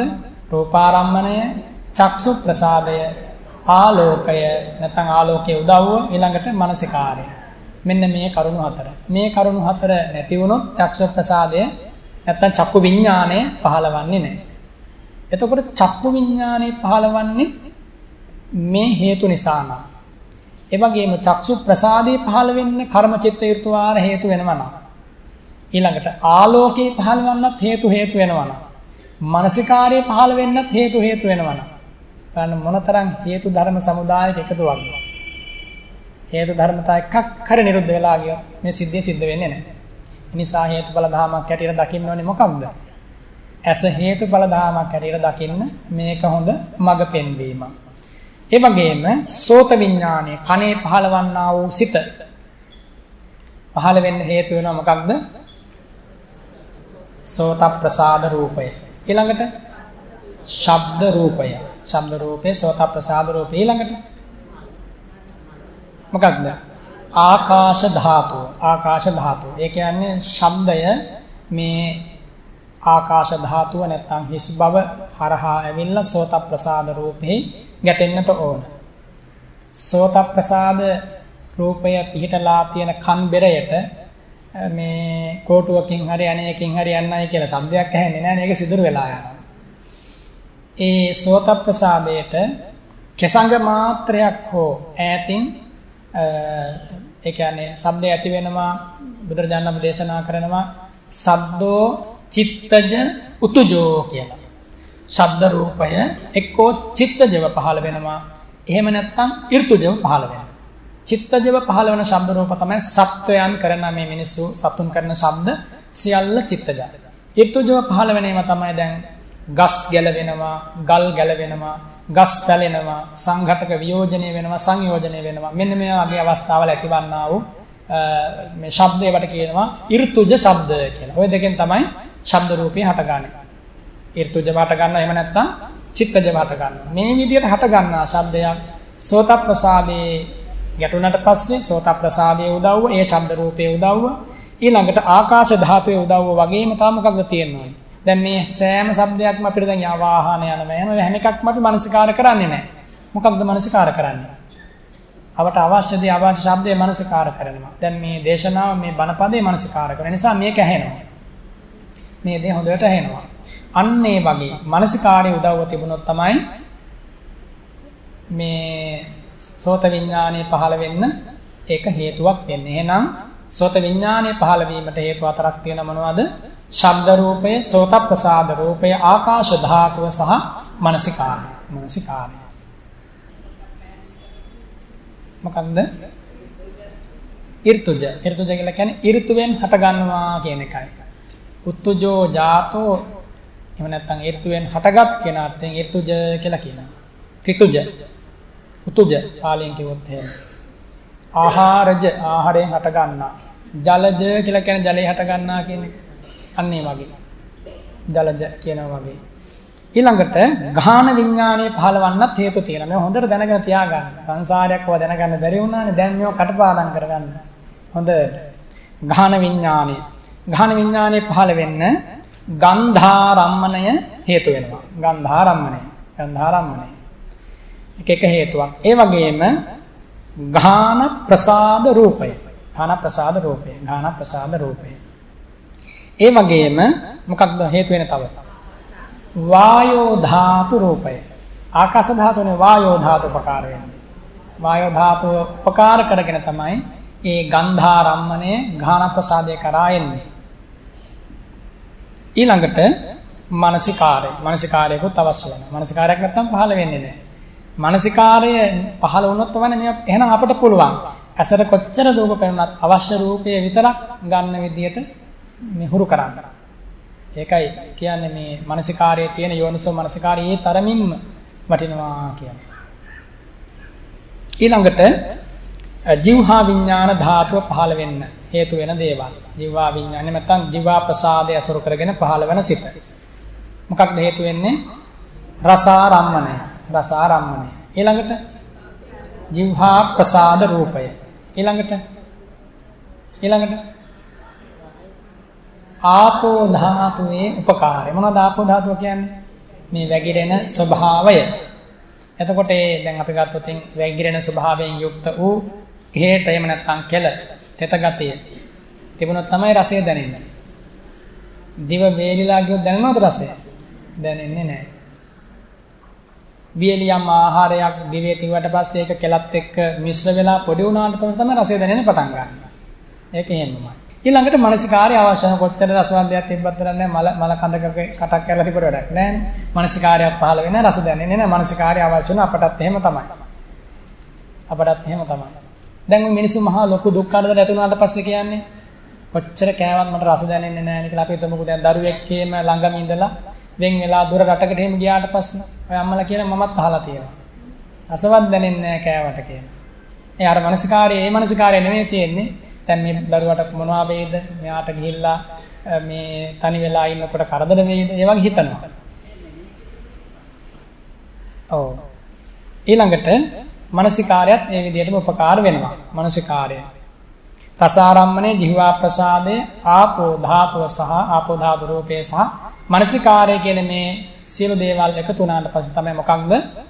ජීවහා විඥාන චිත්තය පහළවන්නේ. ඊළඟට කාය විඥාන චිත්තය. කාය විඥාන චිත්තය පහළවන්නේ කොහොමද? පොට්ටබ්බාරම්මණය. පොට්ටබ්බාරම්මණය උපකාර වෙනවා. පොට්ටබ්බාරම්මණය. ඊළඟට කාය ප්‍රසාද රූපය. කාය ප්‍රසාද රූපය. ඊළඟට පඨවි ධාතු රූපය. පඨවි ධාතු රූපය. ඒ ඊළඟට මානසිකාරය. මේ ටිකත් එකතු වුණාට පස්සේ තමයි කාය විඥාන චිත්තය පහළවන්නේ. ඒකයි බුදුරජාණන් වහන්සේ මහණෙනි ප්‍රත්‍ය සහිතවමයි මේව හටගන්නේ. ප්‍රත්‍ය නැතිවීමෙන් නිරුද්ධ වෙනවා. අවසාන බුද්ධ වචනේ ප්‍රදාල එහෙමයි.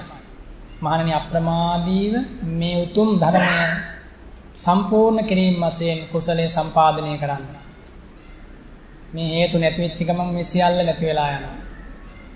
ඒ නිසා ඒ විදිහට දැක්කොත් විතරයි මේ මුලාවෙන් ගැලවෙන්න පුළුවන්. ඉතින් අපි අද මව කුසේ ඉන්නකොට දැන් චක්ෂු ප්‍රසාදේ පහළවන්නේ නැහැ. ඇතැම් විට සෝත ප්‍රසාදේ පහළ වෙනවා. ගහන ප්‍රසාදේ පහළවන්නේත් නැහැ. විශේෂ මහබෝසත් වගේ උතුමන් වහන්සේලාට පහළ වෙන්න පුළුවන්.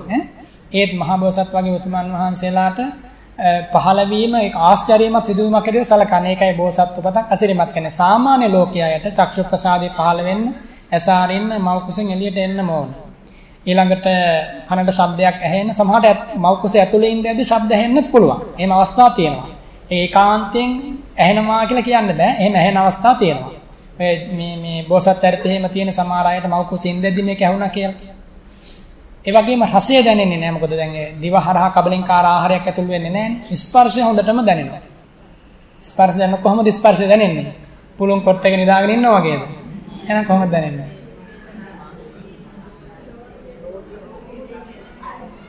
ඔව්. නිරේ අප උපමාවකින් කියන්න බැරි තරම් වේදනාවක්. උපමාවකින් කියන්න බැරි තරම් වේදනාවක්. එච්චර වේ පොට්ටබ්බ රූපේ හොඳටම දැනෙනවා. එච්චර වේදනාවක් දුක්ඛ සහගත කාය විඥානේ අතරක් නැතුව පහළ වෙනවා. අතරක් නැතුව. ඒ කියන්නේ අර සීවලි සාංශ කියන්නේ මොන සතුටක් දවුරුදු ගානක් මොකේ හිටිය කියලාද කියන්නේ? ඈ? මනෝ විඥානේ පහළ වෙනවා. සිත් පහළ වෙනවා. සිත් පහළ වෙනවා. චක්කු විඥානාදී සිත් පහළ වෙන උවමනායින චක්ෂුද්්වාරය, චක්ෂු ප්‍රසාදය. එතකොට ඒ සඳහා ආලෝකයෙන් ආදී මේ කියපු හේතු සම්පූර්ණ වෙන්න බෑ. සම්පූර්ණ වුණොත් තමයි චක්ෂු විඥානාදී පහළ වෙන්නේ. සම්පූර්ණ වීම පිණිස සමහරකට මව කුසෙන් එළියට වීම උවමනා වෙනවා. සමහරකට මව කුස ඇතුළතෙන් සිද්ධ වෙන්න පුළුවන්. ඒකයි කිව්වා ශබ්ද එහෙම සමහර වෙනවා කියන්නේ. ඒ වගේ මනෝද්වාරය අසුර කරගෙන සිත් පහළ වෙනවා. සිත් පහළ වෙන ద్వාර තියෙනවා. චක්කු සෝත ගාන දිව්වා කාය සහ මනෝ කියලා ద్వාර හයක්.